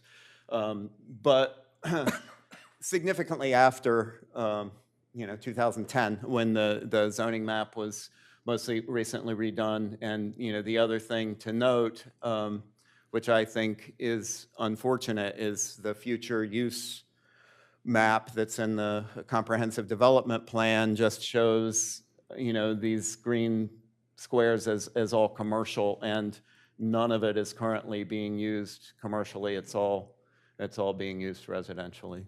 So. Thank you very much. As you walk by, point to your property, if you would. Yeah. Right there. Okay. Thank you very much. So that ends the public comment portion. We'll come back to the commissioners. We have a path forward. What I'd like to do, if it's all right, is at the January 20th meeting, put on their adoption or take a look at scheduling, adopting a resolution to set public hearings. And it would be multiple public hearings, most likely. I'll confer with you, Glenn. And then the question is, are we just doing 1028A, B, and coastal highway property? Are we doing any others? So we need to decide that at least by the January 20th meeting. I mean, it'd be nice to resolve it today. You have any extra feelings on including the entirety of the green properties? I need to think about that. Okay, well, we'll put that on for part of the discussion. And in the meantime, we'll decide whether I should reach out to these other property owners. So I'll prepare resolutions that are for the 3 requests, then I'll prepare a separate resolution that would include the other 2 properties. Correct. Okay. Correct. And then in the meantime, I'm going to advise the Planning Commission chair of the path forward so that they are now withdrawn from making recommendations independently for this. But when it comes to the public hearing, that we would welcome their recommendations. Anything else, commissioners? If not, thank you very much. We'll go on to the next item. It's of new business D, introduce an ordinance to amend Chapter 102, building construction, by inserting a new section 102.9 relating to regulations for awnings, canopies, and marquees, and to amend Chapter 270, zoning of the Municipal Code, by inserting a new Article 12, requirements and licensing of awnings and marquees. I want you to note that the support document included contains the entirety of the ordinance that's proposed within Chapter 102. It was mistakenly cited as being a part of Chapter 270. I feel comfortable moving on with this because this is an introductory discussion. But again, the entirety of the ordinance is within Chapter 102. Evan, you've been very big. If you would, if you're the one leading this discussion, I would like a brief background on how we got to this place, why are we doing something, and before you get on to your slides and everything. Sure, Mayor, and I think you're controlling the PowerPoint, so if you just want to start on the first slide, and then I'll give a brief background. So good morning, Mayor, Commissioners, members of the public. You'll recall several meetings ago, we introduced the topic of awnings, canopies, and marquees that we have currently in the City of Rehoboth Beach. Currently, the city does not have anything within the Municipal Code that regulates any of these awnings, canopies, or marquees that encroach into and over public property. So the intent of this ordinance is to establish licensing procedures for allowing such encroachments, existing encroachments, and possibly future encroachments as well. Lawrence, if you could just scroll down. I got it. Oh, perfect. Thank you. So again, just a brief background. These are a couple slides just showing photo examples of what we consider to be awnings, canopies, and marquees. So the first slide here just shows a couple examples of awnings, and you'll see that in the ordinance, we define an awning as a detachable roof-like structure supported entirely by the exterior of a building without posts, and which consists of a rigid frame covered with fabric, plastic, or metal, and extends over doors and/or windows for the purpose of providing protection from the elements and/or providing embellishment of the facade. And also in this definition, we say that it includes retractable awnings. The next slide shows some examples of canopies in the City of Rehoboth Beach. And for the purposes of this chapter, we say they are a rigid roof-like structure other than an awning or marquee made of fabric, metal, or other materials that is supported through connection to the building as well as by columns or posts affixed to the ground. And then the next slide just shows a couple more examples of what we consider to be canopies. And then the next slide, final slide, are examples of marquees, and those would be a rigid, flat, or slightly sloped roof-like structure other than an awning or canopy, which is integral to the building and is entirely attached to, supported by, and projecting cantilevered from a building and provides protection from the elements. So Evan, could I go back and just, let's just reiterate, because you're going to be talking about things. So here's some independent, they're fixed to the building. There's no legs or columns on them whatsoever here and here. Here's one on the second floor, same type of thing. The canopy, Seashell Shop and some of these other places you see have the columns out here that need to be integral with the canopy because they help hold it up. And then you've got the marquees here. The way I try to remember the marquee is that there is no visible means of support. It's all cantilevered, it's all internal. And how I kind of memorize it is a theater, think of Broadway theatrical marquee. You know, there's no legs or posts underneath it. It's there. It's a lot thicker than these, you know, because they've got the wording on it. But otherwise, they are independent. Go ahead, Evan. Thanks, Mayor. So again, the last time we had introduced this topic, again, we had mentioned that currently no municipal code, City of Rehoboth Beach code addresses or regulates these awnings, canopies, and marquees that encroach over public property. So this ordinance, again, basically establishes a licensing process and also requirements for those types of encroachments. So if you'd like, Mayor, we can just get into the ordinance. So starting on line 25. Evan, Sure. I'm sorry, before you get into it, just close one issue for me. Sure. Why do we have no municipal code that regulates this? What's the why? The why I can't answer, but I do know that there is existing building code, which is cited in this ordinance. However, so if we were to default to building code, that's generally what we would do, but we have not, the City of Rehoboth Beach has not established any further requirements or licensing procedure. I think part of it, Commissioner, is that these are encroachments into the public right-of-way. Yes. So, you know, I think that the city has been reluctant to do any sort of a blanket allowance for encroachments. You all just went through a long discussion about licensing agreements and licenses and establishing the fees, and that was all similarly, you know, things that were to occur within the public's land. So while the city has quite a few awnings and canopies, you know, they were all done either prior to zoning laws being established or done, you know, in conflict with the zoning laws. But there is not any general regulation. As Evan said, there is in the International Building Code, there is a default provision for these sorts of encroachments.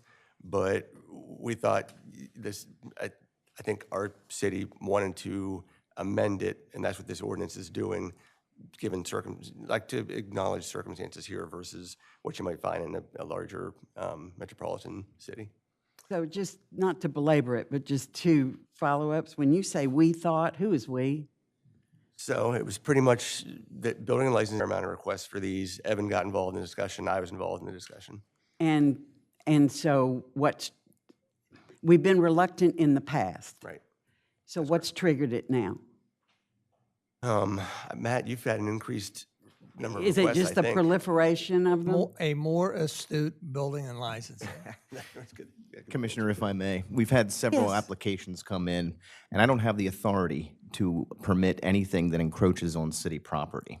So it triggered this whole broader conversation as to how to get these things actually permitted, if you will.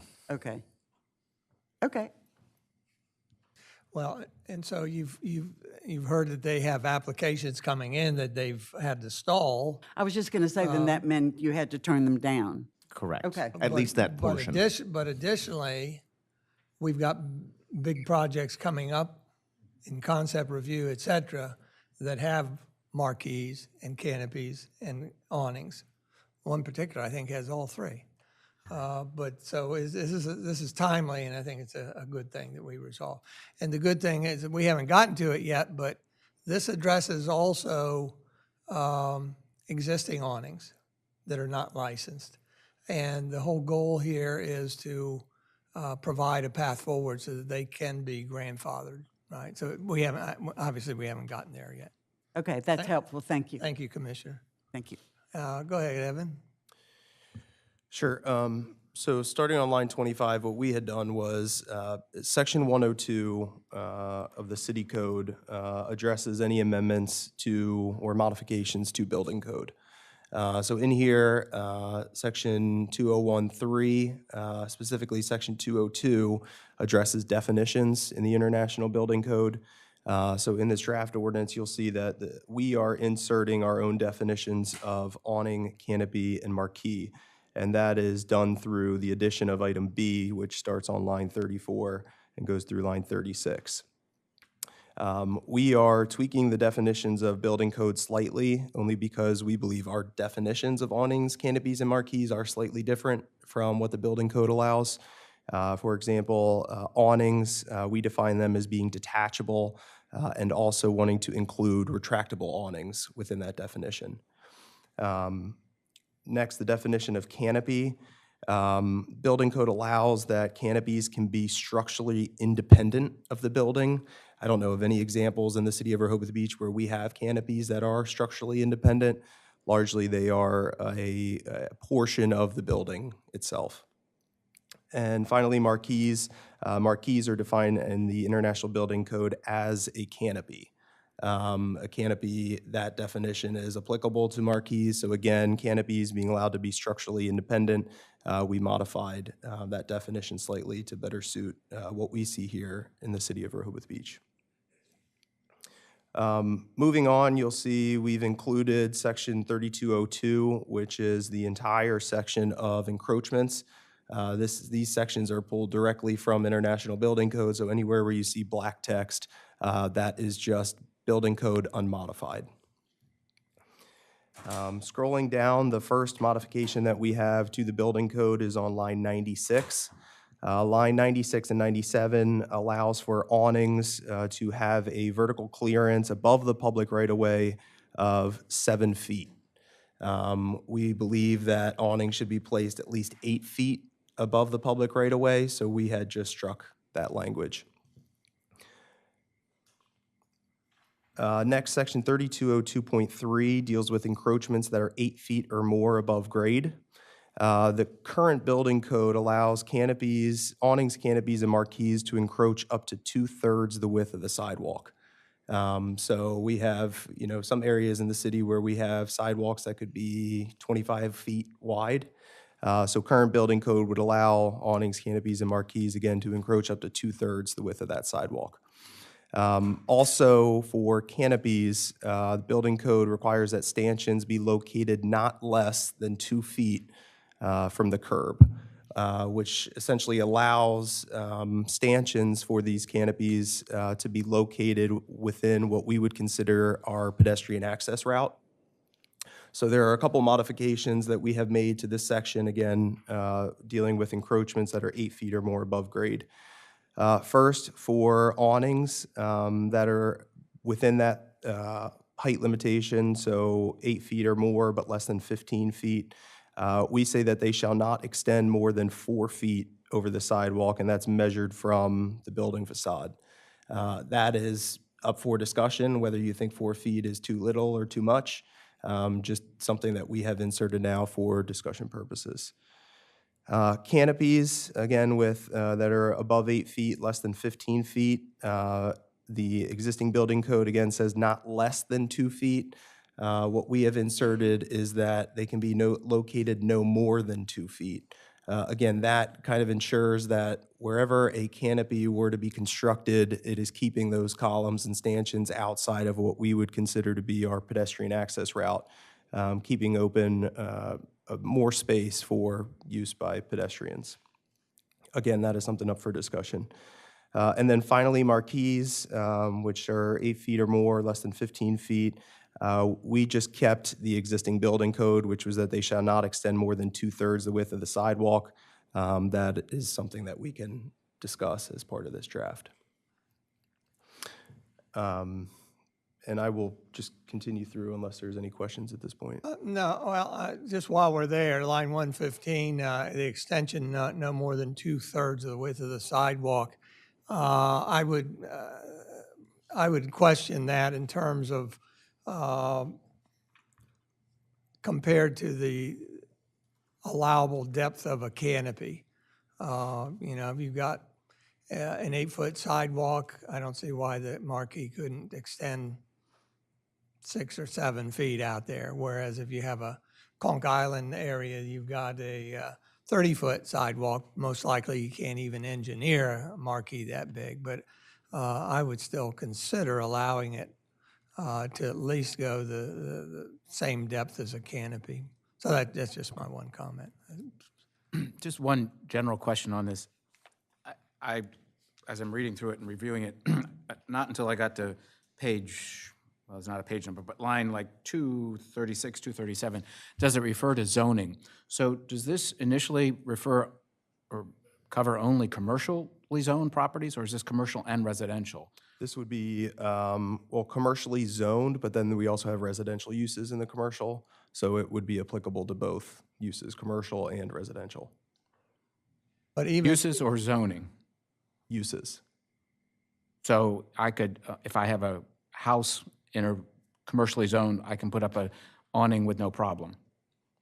Is that the way I interpret that? It would still be required to comply with this ordinance. But if I'm in a residentially zoned area, I would not have to Residentially apply zoned, any right. of this? Right. Okay.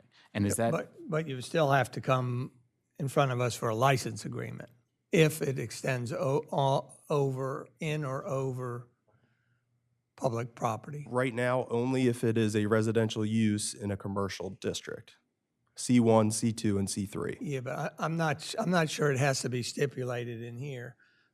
License agreements apply to anything of a private property owner that extends into or above public space. So to me, that's a given. I don't think we have to articulate. but I'm just trying to get clarification, because in lines 236, 237, we specifically call out the zoning districts, but we don't do that anywhere else.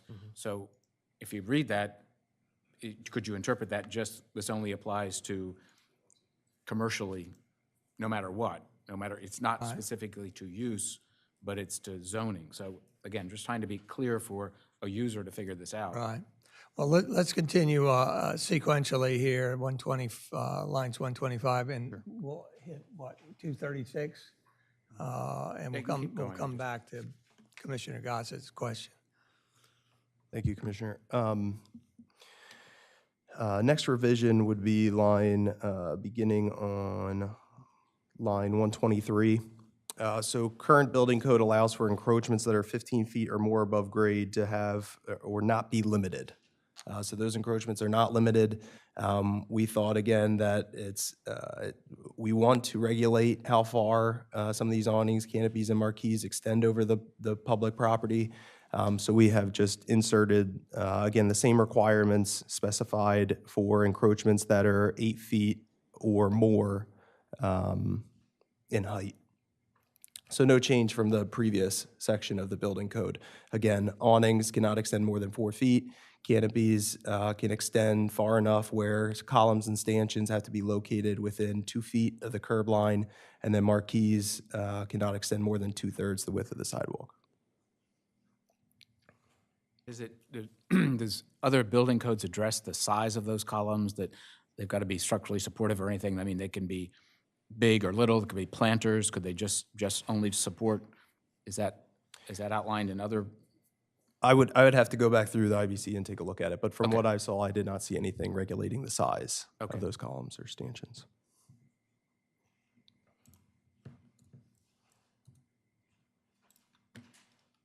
You think there ought to be a maximum size? Because I think the building code likely takes care of, it's got to be the sufficient size to hold the weight and loads, but do you think the maximum size would be good? I'm just, again, going to uses and not to get too weird about this in a sense, but, you know, if you're building a canopy in that, if you want to put planters in between the columns to make your more storefront appealing or what have you, do we allow that? I mean, I'm just trying to think of that take through, and that's use of the public sidewalk.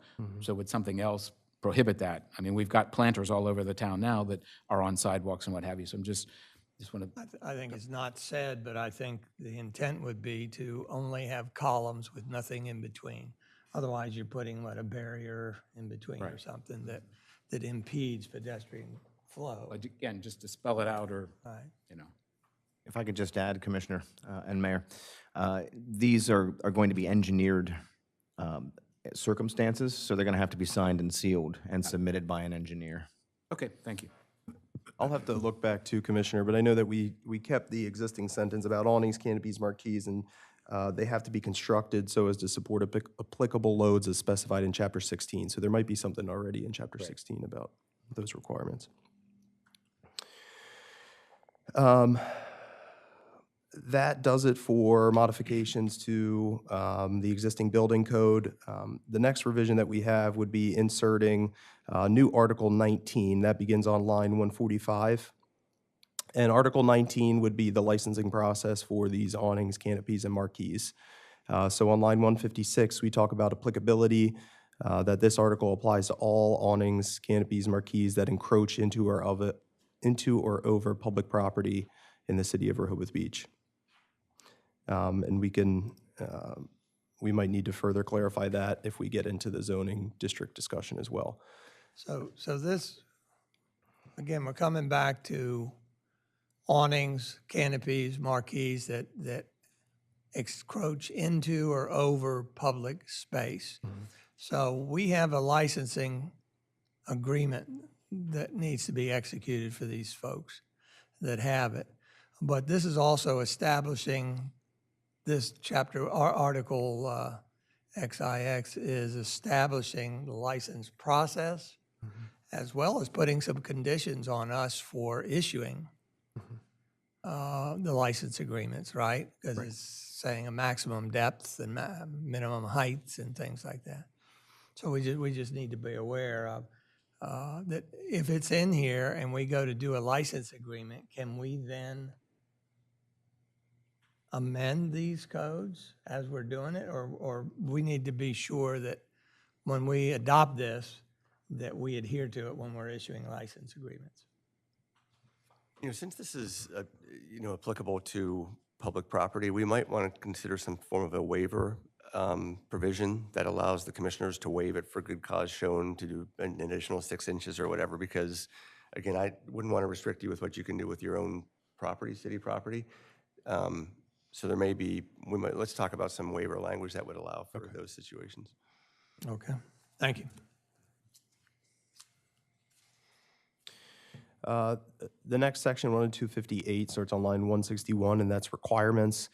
So awnings, canopies, marquees that encroach into and over public property shall have lighting installed underneath to reflect onto the sidewalk or public property. And such lighting shall provide for a minimum clearance, again, of 8 feet above the sidewalk or public space. So one of the questions here was that if there were a situation that arose where there was an encroachment of an awning, canopy, or marquee that was not over a sidewalk, would you still like to see lights installed underneath of those awnings, canopies, and marquees? Just a question for consideration. I think the intent of lighting is to provide a safety zone for pedestrians. And so if this awning was on the side of a building and not over a public sidewalk or not over pedestrian pathway, then I don't see that you would need lighting. I don't either, but I do see us setting out some specific minimums, if you will, for sufficient lighting. I mean, the way this reads in my mind, I could put up a 25-watt bulb and I've got lighting. And it may be over, a 50-foot or 100-foot storefront. So if we could just reflect the language of shall have sufficient lighting or something of, there may be some standards set up already for lighting in public. And I think the use of the line 164, lighting installed underneath to reflect. The reflect is the other way. So perhaps change the word reflect to cast light or something of that nature, downlight. To directional, I mean, it's technical, but. To illuminate right, the something of that sidewalk. nature. I have a concern, about the issue we've been dealing with regard to night sky, and I would like to see some prohibitions on, like, decorative lighting that, to make it look like they have at the outlets where they have everything sort of outlined and all that kind of stuff. I don't really feel like that's necessary, but I think it's good that we have a standard where we're applying lighting for the purpose of safety, as you say, or whatever. So. Okay. Next, underneath the requirements section is line 168. The space or portion of the sidewalk underneath the awning, canopy, or marquee shall be kept clear of obstructions. What does that mean? No newspaper boxes, no, Correct. no barriers in between columns or something like that? Okay. Part C, canopies and marquees shall be constructed to allow for the proper discharge of water through use of a gutter system as approved by building and licensing. Trying to be conscientious about having water dripping on members of the public. And then finally, awning signs must comply with Chapter 270, Article VII, which is the existing section in the zoning chapter on signs. Just a question for this on the application requirements. Is it the property owner or the leaseholder that would apply for these license agreements? I believe it would be the property owner. Can we stipulate that? We can do that. And then also lines 199 and 201, we talk about each exact location where such awning, should that be expanded to marquee and canopy? And the same with 209, we just mentioned awning. Should that be expanded to canopy and marquee or whatever? What line was that, Commissioner? I'm sorry, line 199 and 201. Just add the words canopy and marquee to, we have awning. Okay.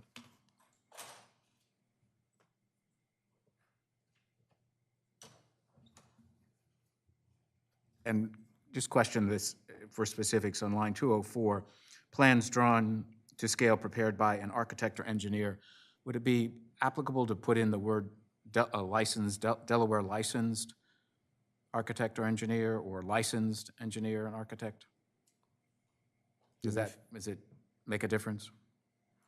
You have any I don't feeling know. I on that? mean, you know, who are the architects on the current big projects? Are they from out of state? They are from out of state, So, but they have to be licensed in the state to do work here as well. So it might be a good point to just add that in. I will do that. Just jumping back up, line 176, license agreement. So no awning, canopy, or marquee. let me get there, sorry. Line 176. No awning, canopy, or marquee shall be erected or maintained and extend into and over public property unless and until the Board of Commissioners have entered into a license agreement authorizing such encroachment. Section 10260 addresses fees. These are fees that we've previously established for license agreements. Again, $325 for a request for a license. And then upon granting the license, the applicant shall pay an annual fee, which is determined by the Board of Commissioners, plus an annual administrative fee of $30. Let's review that real quick. So this looks like it eliminates our current license agreement fee structure that says there's a third component. 325 is your first component, right, the application. The $30 is an annual fee, but then we had the opportunity to charge a third fee. And so are we?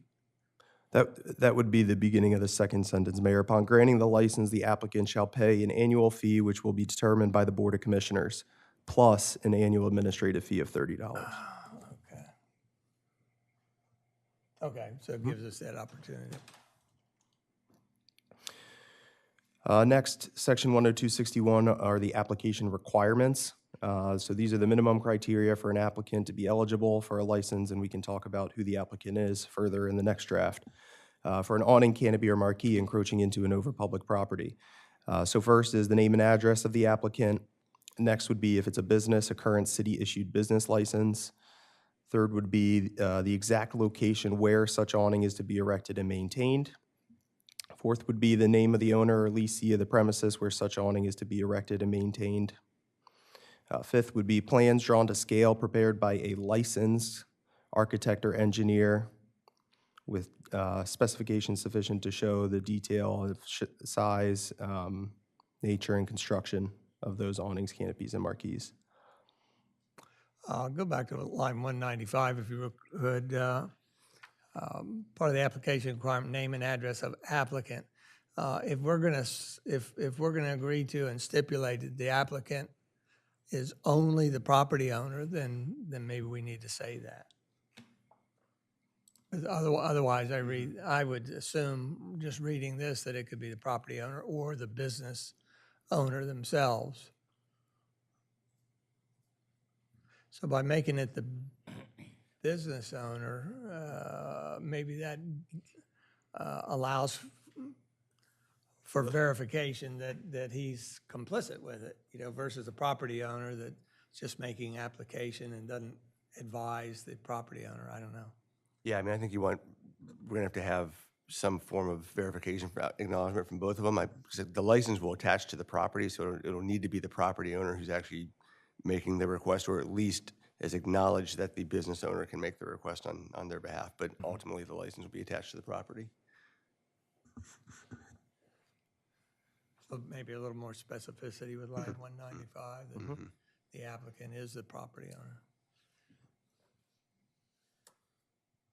Next, section F, line 211. Awnings placed on storefronts with multiple ground floor tenants shall be coordinated by the property owner in terms of dimensions, placement, materials, and shape. This is more for consistency. Yeah, that's an interesting concept there. So here you've got some of these big projects coming up where they've got 5 storefronts there. And to me, it would be nice that they're all either integral or at least matching in color and style and shape, maybe minimal nuances or something. But I guess my first thought is I want to make sure the commissioners are in agreement with that. And number 2, who is the awning design police? Who is deciding that that is acceptable, and that the first awning is red, white, and blue, and the second one's Italian colors, and the third one's another color? But who makes those decisions? I think we need to think through it. I like the concept, and I like consistency and color and style and everything.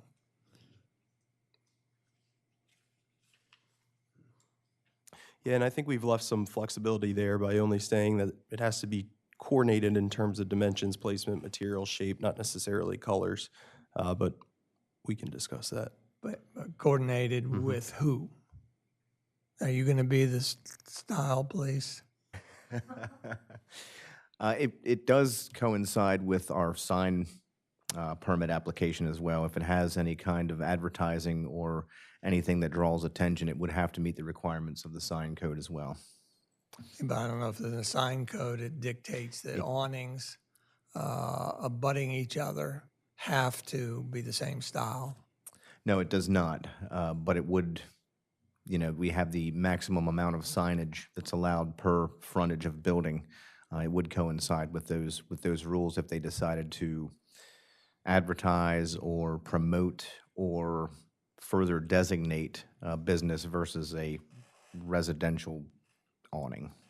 So let's say you've got, again, it's appetizing to me, but let's say you've got the storefront, 5 storefronts, and they're all different, or I guess they're all the similar design, but you have a different restaurant or retail store in the corner. So it has 2 sides to it, and they elect to do some different architectural embellishment, including with the design of their awnings. It may not be ugly looking, but it may not coordinate. So again, I think we need to think it through a little bit. Doesn't Bethany restrict awnings in terms of color? I don't know. Somebody, I thought, I'll check on that, because somebody had mentioned that to me. Bethany Beach. Yeah.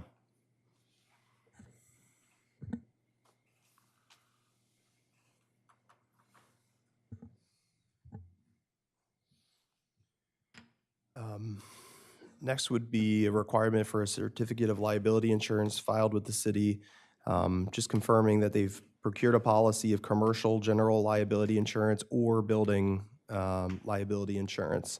And the commercial general liability insurance is in the amount of $1 million, which I think is our standard coverage amount. We did insert, again, the building liability insurance only in the event that there is a residential use in the commercial district. You can have homeowners insurance, you could have renters insurance, but regardless, they are building liability insurance policies that we would need just a copy of.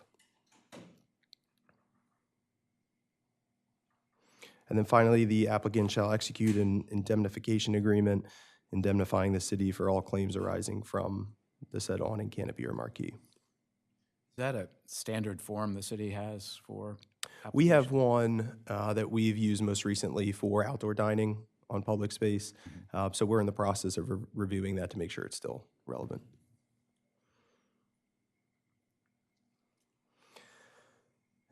Next addresses licensing of awnings, canopies, and marquees, which currently exist prior to the adoption date. And this section largely has some language that was borrowed from the existing city code on permitting of non-conforming garage apartments. So that's where you'll see we've brought over the 60 days from the enactment of this section. The city manager will issue a notice of the requirements contained within this section to the addresses for the property owners on record for the C1, C2, and C3 districts of Rehoboth Beach. And certainly we can take a look at those zoning districts too and see if we want to expand that. And then within 120 or 210 days of enactment of the chapter, each property owner that has an unlicensed awning, canopy, or marquee that does encroach into or over public property will be required to file with the Building and Licensing Department an application for a license agreement, which again provides name and address of the applicant, if a business, the current city-issued business license, a copy of the existing plans drawn to scale, which contains the specifications of those awnings, canopies, or marquees. Again, the certificate of liability insurance, and then they must also execute an indemnification agreement. The question back on paragraph A there, about 60 days will inform. Does the city currently have an accurate list of all of those properties that have marquees, awnings, or canopies?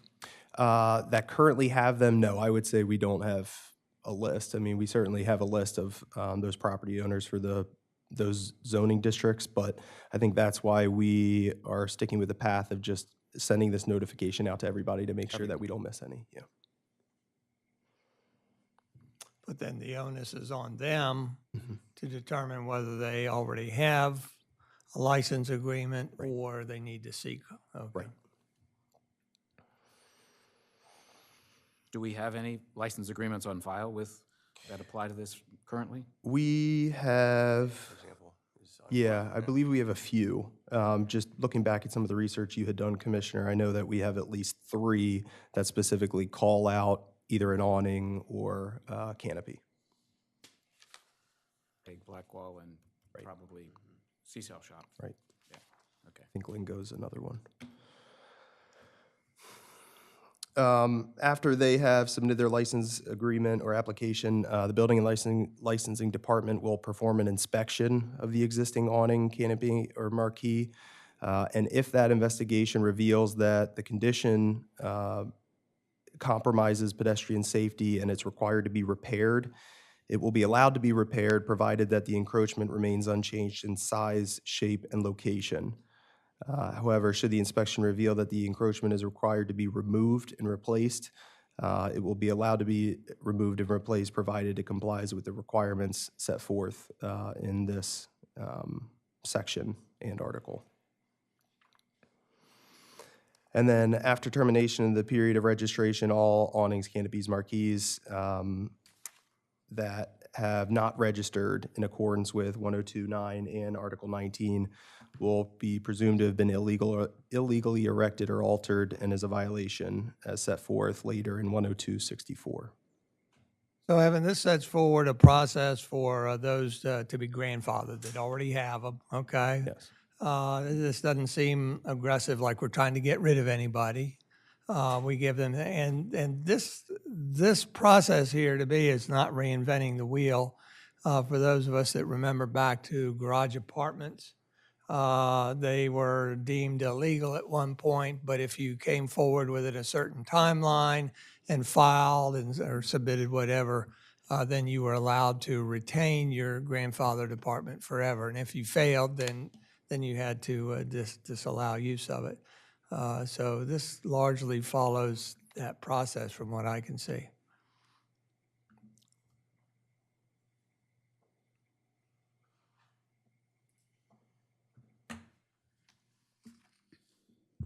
Next, 10263 talks about license revocation and encroachment removal.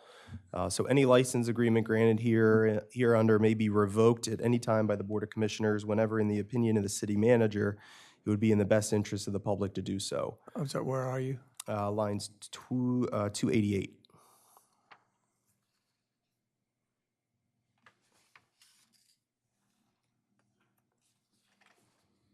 And then any license issued. So let's go over that real quick. So this is going to be initiated by the city manager that's going to forward the question to the Board of Commissioners, correct? Correct. Okay.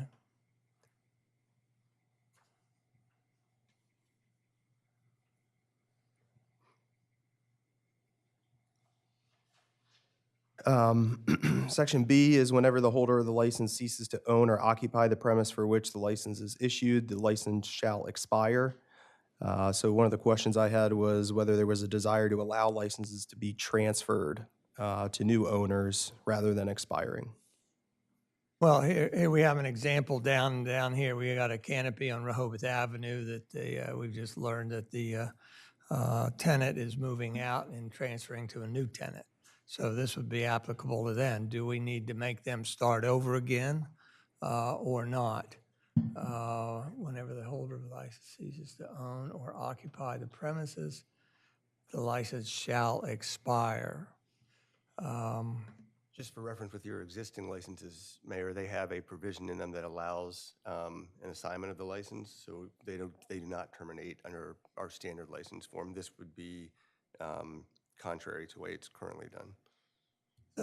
I think I would be leading toward conformity then, and say it does change that from shall expire to shall transfer to the new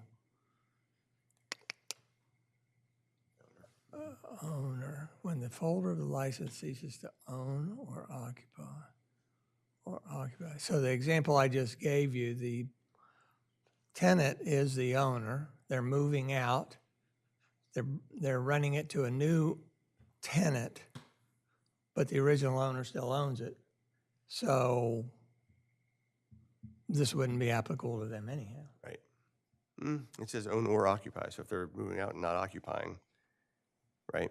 If the owner is moving out and not occupying, whenever the holder of the license, and we just said the holder is going to be the property owner because the license will attach to the property owner. So whenever the property owner ceases to own or occupy the premises for which the license is issued, the license shall expire. So in your example, they cease to occupy. But they still own.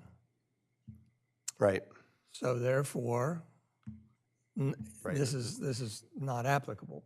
Yeah, I think, for me personally, I think you would remove the word occupy because the only time that it really matters as to who the license would only transfer upon new ownership because it's going to be in the name of the owner of the property. So I think in this instance, you only need to decide whenever the holder of the license, remember that's going to be the owner, ceases to own the premises from which the license is issued, the license shall expire.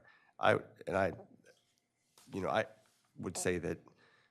But that's contrary to what you just said the other leases are. Right. Ceases to whenever the holder of the license ceases to own the premises for which the license is issued, the license shall transfer to the new owner. That would be consistent with what you. Right. I would just say, for B, I would probably just say licenses shall be transferable or assignable to new owners or something like that. I can give you language Evan, but the idea is that it's assignable to a new owner. They would not need to come here to get a new license. Because remember, you're going to be able to revoke these licenses pretty easily. You'll see that in the next few provisions. So if there's a need to revoke one because a new owner is doing something with a canopy that isn't consistent with the ordinance, you can revoke it.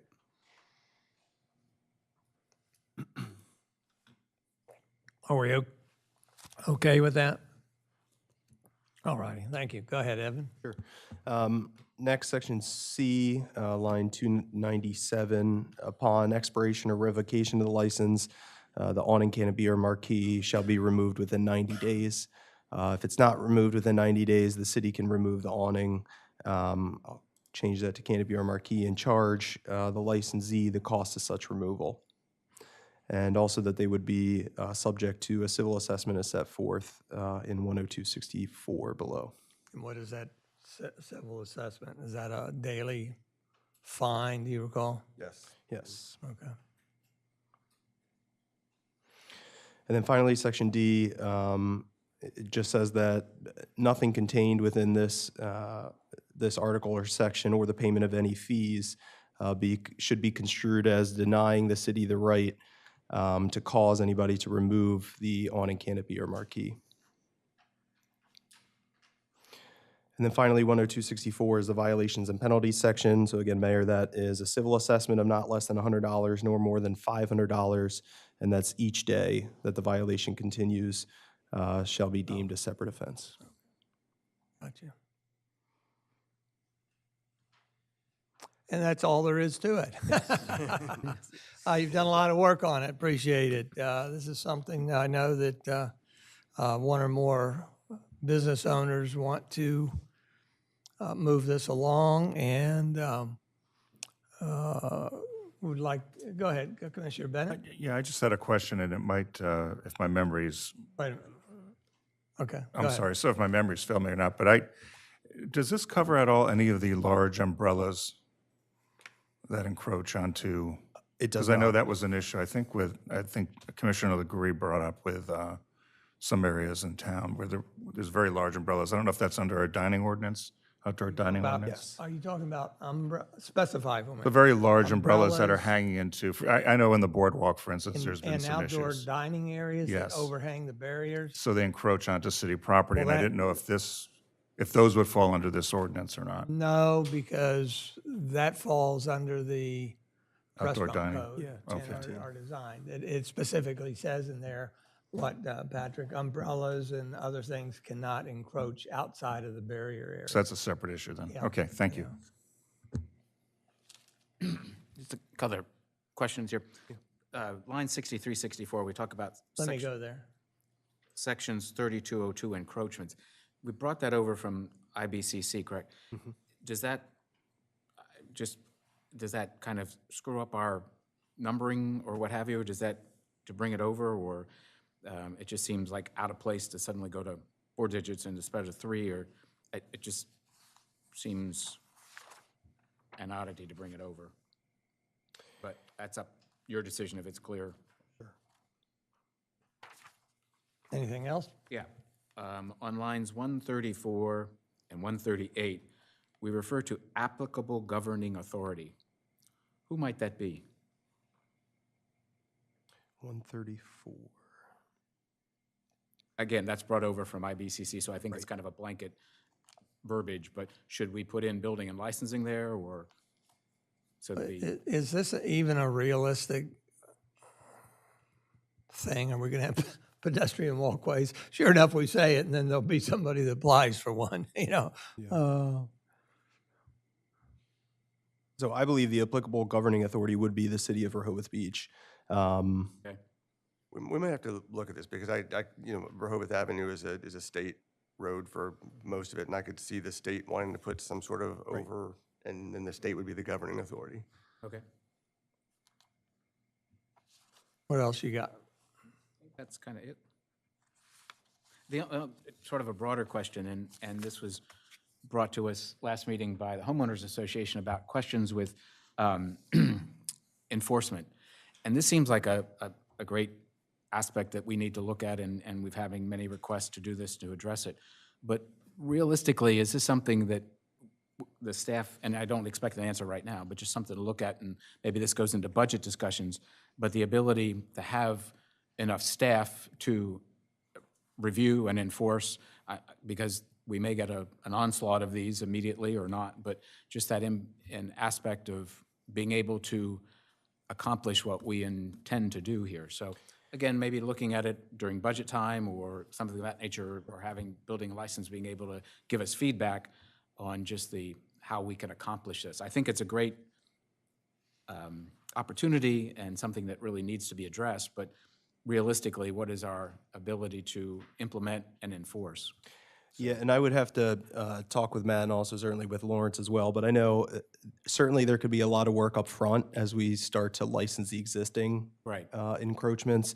I think normally, though, for future encroachments, I know typically that's what building and licensing looks like as part of the building permit review anyway. So I don't anticipate it would be a whole lot more work on their plate for future licenses for encroachments, but I think up front that could be a decent amount of work for all the existing encroachments and licensing those.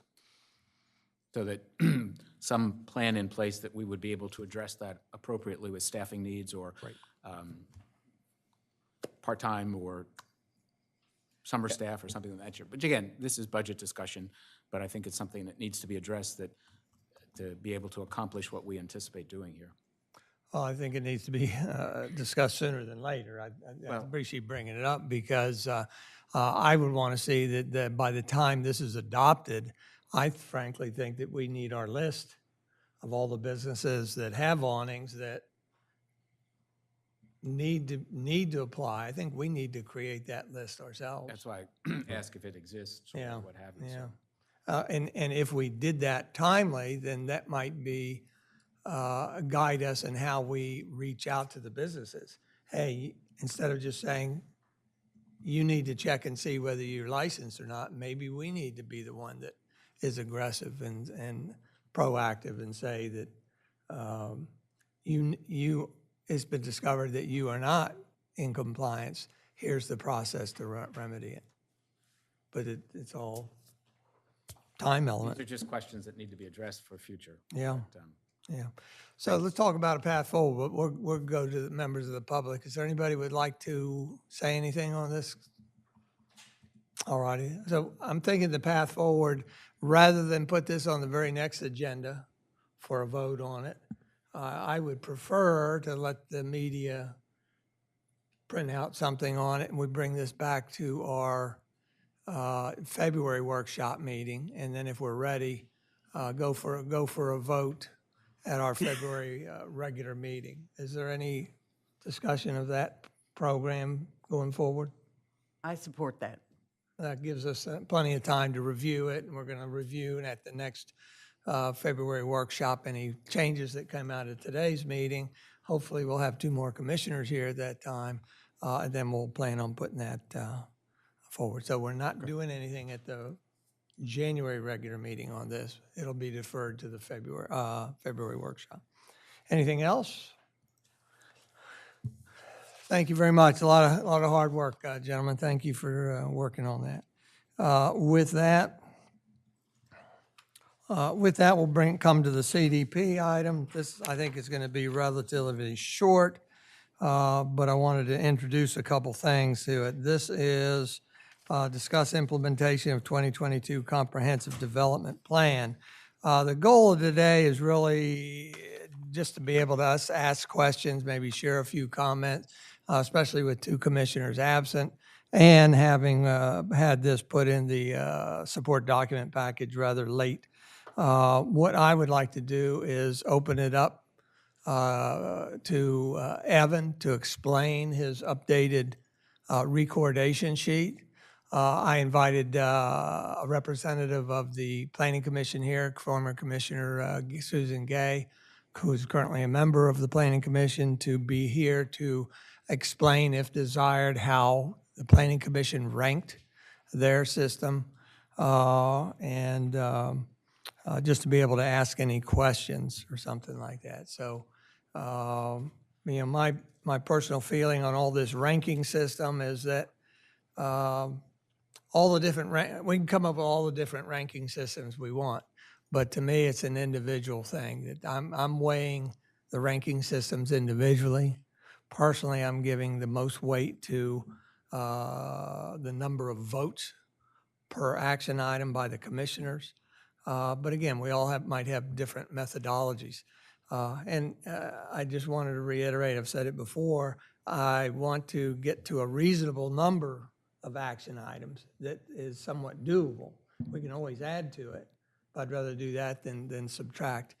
We also need to be mindful that the city manager has been tasked also with looking at the operational action items and a few other things. So we'll give him a little more time on board to work with Evan, and then at a future meeting come back to us, because those might be some additional action items we add to our personal list. So we'll start off with Evan. Do you want to talk about your ranking sheet? Sure, thank you, And then Mayor. your methodologies and what's different, and then we'll see if anybody wants to ask him questions or Susan Gay any questions. Sure. Thank you, Mayor. So there were 3 changes that I made to this priority spreadsheet. The first was I added a column to show that by vote what the top 10 priorities would be. Previously, we had a point system associated with each priority item.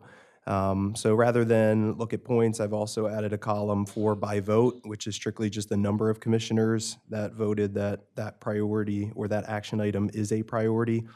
The changes you'll see between the points column and the votes column is that depending on which one you look at, 2 priorities may drop off and 2 new priorities be put back on.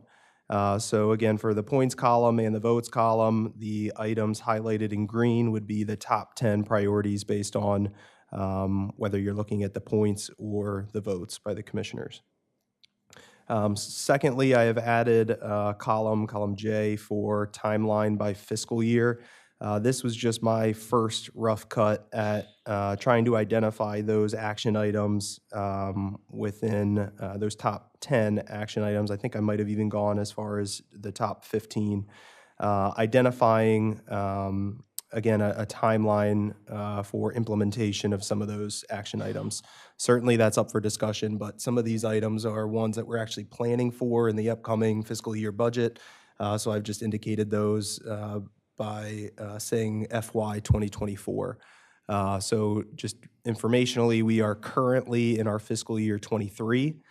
So if you see FY 2024, that is for next fiscal year, which starts April 1st of 2023. And then finally, I've added a budget impact column, which is trying to quantify some of the potential costs of instituting some of these action items. Some of them were a little bit more difficult to identify a cost. Others were a little bit easier. So if I could, I had indicated anticipated cost for implementing those.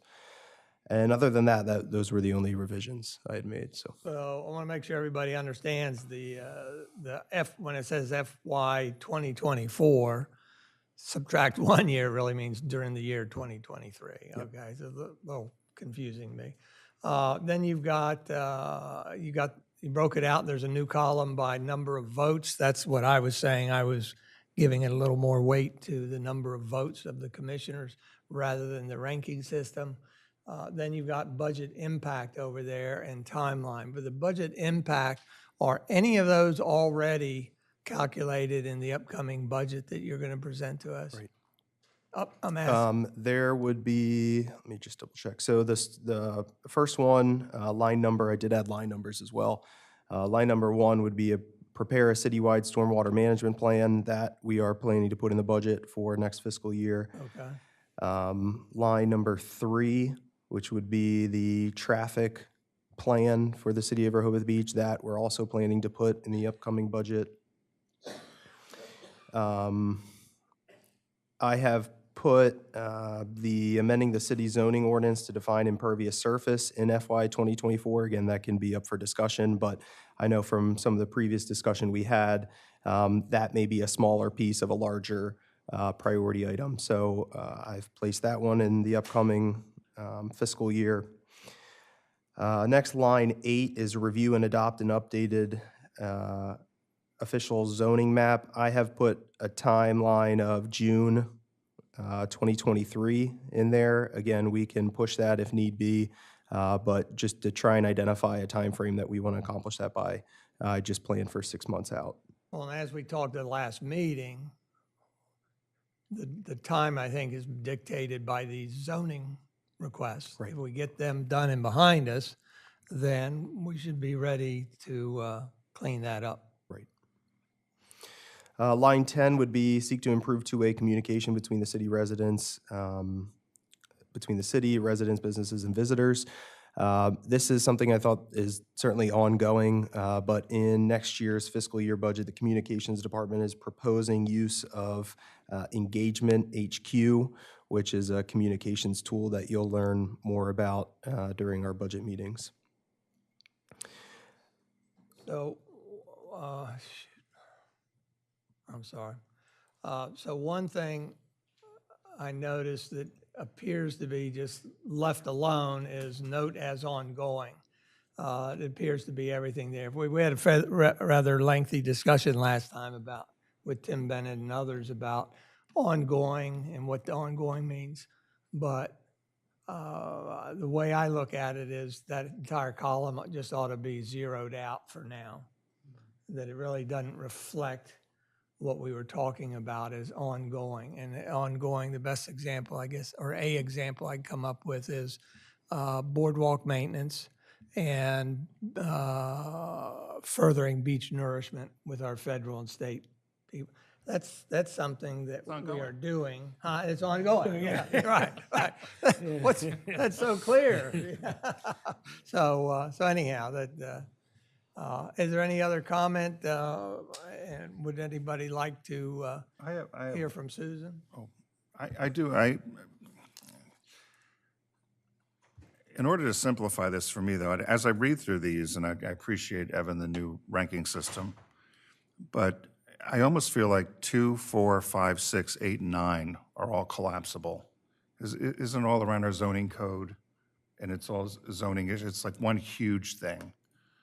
And so as I look at this, it's, we have the traffic study, and then we have this big zoning issue that we've been discussing for many years about our codes and use of codes and what's included, not included.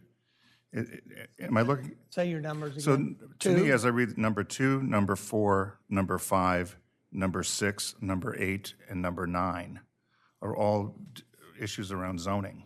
Yeah, well, and I think there's a lot of them, but I think that if we bundle them all together, there's a potential that it turns it into a bigger, something bigger that maybe we don't get to. Then again, if we bundle them together and we pick them out in sequence, it may take 2 years to get to them anyhow. I'd be interested in the Planning Commission's view on that, though, too, because I know you guys spent a lot of time on this. Thank you for bringing that up, because one of the things we talked about at great length was how some of these items are related. In fact, and now I realize there's also redundancy between Chapter 4, which is the only chapter we looked at, and Chapter 5, which has some similar ones. But to actually address your list of the ones that are related, I would agree with that except for one thing. Number 8, the official zoning map. To say that I was surprised to be watching your last meeting at the fact that that had not even been started yet, to say I was surprised about that would be an understatement. I was a little stunned because 4 chairmans ago, it was, you were there, 4 chairmans ago on the Planning Commission, we talked about, and would have been in 2018, how it had not been updated since 2010. So frankly, that's a project that's long overdue, and I gather has not really even been started. And while I appreciate the fact, and the Planning Commission appreciates the fact that now that you've got some zoning requests, you want to get those done first, and those seem like they're near term, so okay, that makes sense, get those done so you can put them in the same batch. But everything else, and I think this came out of the last meeting, everything else ought to be there, ready to go, and when those zonings are done, put in and then off, because, again, it's just so overdue. So I would not put the zoning map in with all the others, but other than that, I do think there are many other, not only related zoning items, but several that are just downright redundant. I mean, 4D and 5J, I think it is. So numbers 2 and 5 are really pretty redundant. And I've been sort of racking my brain since Friday when I looked at this to figure out how that happened in the CDP, that they were so redundant. I think what I came up with, maybe Evan, you can correct me if I'm wrong, is that the one 5J that talks about continuing to reevaluate the codes is really based on the fact that there's an ongoing code review project by the code company. And so it's to continue that process. So it's all codes. And in fact, the note even says somewhere over here that you're going to start with chapters 1 through 64 administrative. So that's not zoning at all. But I will say, in terms of the Planning Commission's priorities, that 4D, revising the land use codes and regulations by identifying conflicting and ambiguous provisions and provisions that need updating to implement the visions and goals of the CDP, you know, I really think that that's very, very, very high on the list. Not only that, it's another thing that's been talked about over and over and over and over again over, you know, many years, that we need a major review of the code. So from our perspective, the map would be the first thing, but again, we sort of thought it was already ongoing, and then a look at the codes would be certainly high on the list. Very good, thank you. Anybody else for Susan? Any members of the public? No? I think the only thing I would want to offer is I like seeing it not collapsed at this juncture, because for me, it shows the... You mean back in, I'm sorry, you mean back in sequence of chapter... No, I mean collapsing things like things together. I don't like that at this juncture, because when they're separate, it shows us the scope of either unfinished, unstarted, or just a vision of what somebody needs to do. And to me, this is so valuable because it frightens me of how lengthy this document is, but it certainly is reality. And I think this is very important, not to collapse like items yet, but to figure out and have the right people figure out where we really are. And one thing that occurs to me is that maybe at some point, and it's just off the top of my head, there's a list of things that really have been started, and there's a list of things that we incessantly talk about but don't do anything with. There's not a first step that has been taken. There's not a start date that you could fill in, you know? So I like this. I understand where Commissioner Bennett is trying to go, but I think it's a bit premature reiterating this is the first time we've ever really tried to tackle, under Mayor Mills' leadership, a real implementation plan that we've got to figure out. If we're going to go to all this effort to get this plan and get it well thought out, then we have to act on it. We have to figure out what's it going to cost, what's realistic, and go from there. So I don't want to negate the progress that we can make, but I think it's just too premature. And I would agree with that, actually. I think that's an excellent point, to keep them separate. And remember, if it all seems very daunting, you can always take a few of these and assign them to the Planning Commission. Yeah, we're going to get there. You don't have enough to do you? Right. That's Yeah, what you're if saying. the others were here, if Mike were here, he might not like me saying that. But Mayor, before we leave this, could somebody explain to me again why I am confused? And I am confused in line 3. Of the chart. Of the chart. Okay. The traffic engineering, traffic study. I could have sworn unless I dreamt it, that months ago, we talked about getting, I remember using the verbiage, what prevents us from going ahead and getting the language of an RFP, getting the whole thing ready for a launch in the summer? And even though this thing says ongoing, what am I missing? Well, remember, Help me. remember, you need to ignore ongoing Yes, column, okay? I shall. Now, but you are correct in that we at this table directed interim city manager to pursue it. So then So why that- does it say next fiscal year? Well, that's just his thing. I would say that it has started because he's already looking. I mean, tell us where you are with this, but I think you were also waiting for recommendations from the Street and Transportation Committee so that you could develop the scope. And I think, I don't know that we've even gotten, the commissioners haven't even gotten the recommendations from the Street and Transportation Committee. I read about it in the local newspaper, but we have not received them. But anyhow, if you would give us an update, because I believe you did start. Yeah. this Thank you, Mayor. process. Yeah, so we have been working on drafting or starting to scope out what the traffic plan would include. So we need to know what we want from the plan before we go out and do an RFP. I know Streets and Transportation Committee has discussed it at great length at their previous meeting. I think they are preparing to make a recommendation to the mayor and commissioners on what they want to see in a traffic plan. So as soon as we have the recommendations and the Board of Commissioners have had the opportunity to look at it and confirm that that is what you want from a plan, that will help us develop a scope for the plan to then go seek an RFP. And largely what we found too is that parking studies, traffic studies, a lot of that work needs to be done during the summer. So as long as we can scope it and have an RFP done prior to the start of the summer, we should be in a good shape to have that work commence. So I would rather have this modified to say, started November 2022. Because to me, that's, So if I asked to see the documents that are in progress, they could be produced?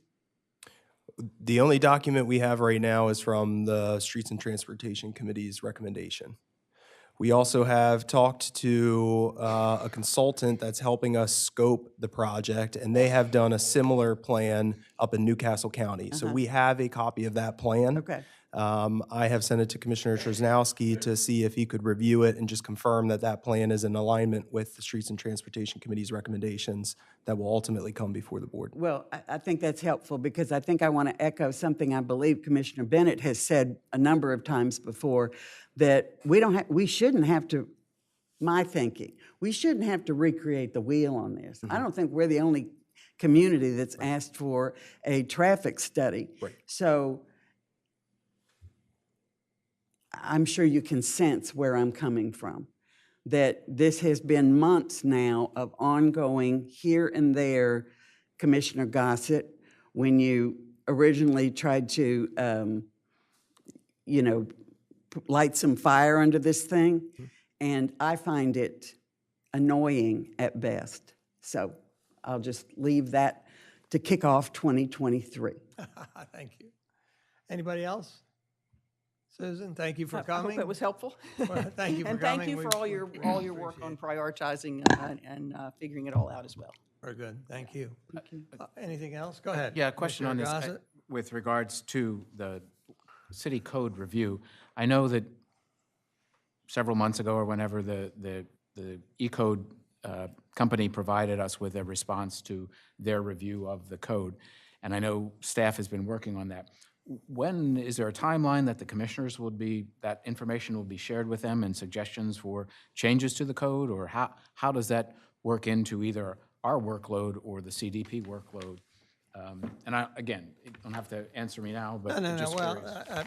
I have it, I think tentatively on a February, March workshop timeframe, but we were also discussing whether we needed to have a special meeting to focus on it. You've tried to break it down in chapters 1 through 64, so you're the best to perhaps gauge how much time we need on each one so that we can consistently move it forward. That's in the planning stages. We hope to do that soon. Yeah, I think sort of the plan that I've thought of would be, again, we'll focus on chapters 1 through 64. All of those chapters are relatively short, so it shouldn't be challenging to get through all of those within a fiscal year. So I think we just start at chapter 1, and what I would do is prepare a document which just summarizes all of the questions that E-code has generated for those chapters, and then that would just be included as a support document. So we would just review one chapter at a time, and you would have the relevant questions from the code review with that. Along with the staff suggestions for resolution to these? Yes, correct. Okay. Anybody else? So as far as the CDP thing goes, at our next budget meeting, which is our first budget meeting, we can certainly talk about some of these things, right? I've certainly given up on my top priorities and acquiescing somewhat to what the votes are here, and I'm fine by that. But we'll see whether we want to have. I feel the pressure's off time-wise for resolving this before the first budget meeting, because obviously that's not going to happen. Maybe depending on our schedule, whether I put this on the next regular January meeting or hold it off till February, we'd like to have some more discussion. Does anybody have a particular path forward that they would like to see on this? Okay. I question the aspect of the E-code review. We also, I believe at the last meeting, Mayor, you charged interim city manager and the solicitor with beginning the zoning map review. So I'd like an update on what progress has been made, or is there a plan or a schedule or what have you on that to get some specific details with regards to that. Because that addresses several of these in the CDP. And if it's 18 months or 24 months or what have you to accomplish these, that's fine, but I think we need to get some calendar dates aligned so that we are responsible to ourselves in carrying this forward. That sounds good. On the zoning map, I can just give you a quick update. Since you did last meet, Ann and I communicated about going to the resolution books and the ordinance books and the subdivision books to figure out what all has happened since the 2010. We've also spoken with Max Hamby in IT to confirm that we will not need an outside consultant. He has the capability in-house to make the revisions to the map, and actually indicated that for in-house purposes, he's made several of those changes already to a separate version of the map. Right. So we're moving along with that now. Next step is to confirm what Max has done on the internal map is consistent with what Ann identifies. There may be other ones that Ann identifies that we need to put on. And if you could, at next meeting, supply us with a target date of that data being accomplished or that step being accomplished. Again, whether it's 3 months, 6 months, 9 months, just give us an idea of what staff is required and timing to do that so we can make this move forward on a scheduled basis at least. Well, and I would like to make sure we don't lose somewhere in all of the discussion that we've had about when things are going to get done, how things are going to get done. There's something that's been, I think, off the radar for a while, and Mayor, I don't know if it's in this document, the way I'm going to express it, but what has happened to the tree code? Well, yeah, let me give you a report at the next meeting. Okay, because I'm going to hold feet to the fire only code? because it's another example. You could put tree code on anything and fill in it ongoing with a check mark, but this is getting more annoying. So I'm gonna stay on it and wish you the best of luck, because I think the last step was getting it out to the tree companies. And I don't know if that step has been taken, but if it hasn't, we might want to put the pedal to the metal, so to speak. Give you an update at the next meeting. Thank you. Yep. Thank you. Anybody else? If not, we'll move on to the next item of business, which is Commissioner announcements and comments. Does anybody have anything to say up here? Just Commissioner, go ahead. Always turn to me, right?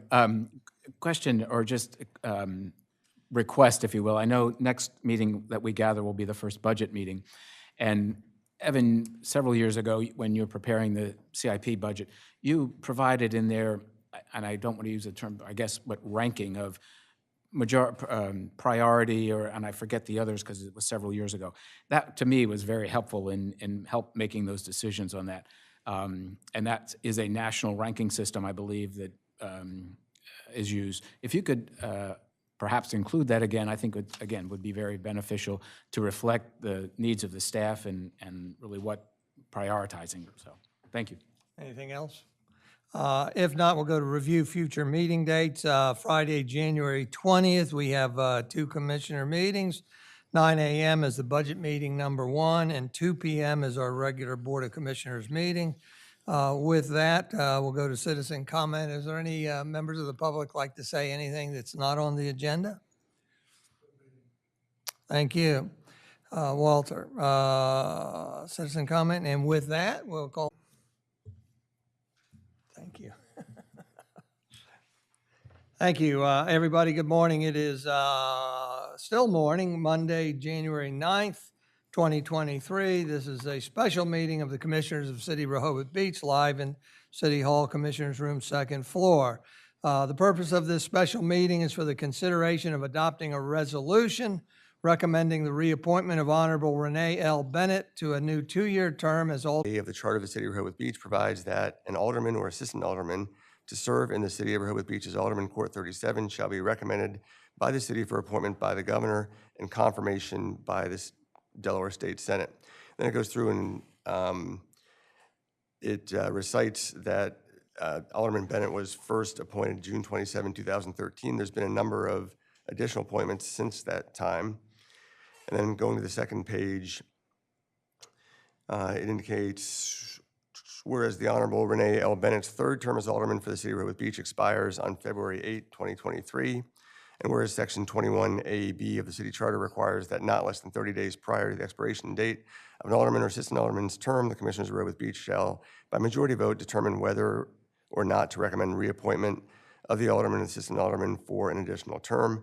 And then skipping all the way down to the now therefore, it says, now therefore be it resolved by the Commissioners of the City of Rehoboth Beach in session met this 9th day of January 2023 that the following individual be recommended to the governor for reappointment to serve as Alderman Court 37 as Alderman of the City of Rehoboth Beach. The name identified is Renee L. Bennett. And that is the resolution. Thank you very much. Again, we talked about this at the workshop meeting. The intent here is to consider adopting the resolution. The motion would be that move to adopt the resolution recommending the reappointment of the Honorable Renee L. Bennett to a new 2-year term as Alderman of the City of Rehoboth Beach. So moved. Second. So we have a motion by Commissioner Patrick Gossett and a second by Commissioner Tony Sharp to adopt the resolution before us recommending the reappointment of the Honorable Renee L. Bennett to a new 2-year term as Alderman of the City of Rehoboth Beach. Is there any additional discussion up here? No. If not, I'll call the question. All those in favor signify by saying aye. Aye. Aye. Those opposed? And the motion's carried unanimously. Thank you very much. Would you notify her or I will. or I will on my way out, actually. Sure, and we'll need to forward that then to the The General governor's Assembly. office. Very good. And with that, there's no more business. I'll adjourn this meeting You ask at, if there's any public, remember FOIA now requires you ask for public comment, so see if anybody wants to comment. is there any more? No, we asked and they have refused to make public comment. Therefore, this meeting is adjourned at exactly 12 o'clock noon. Thank you very much, everybody.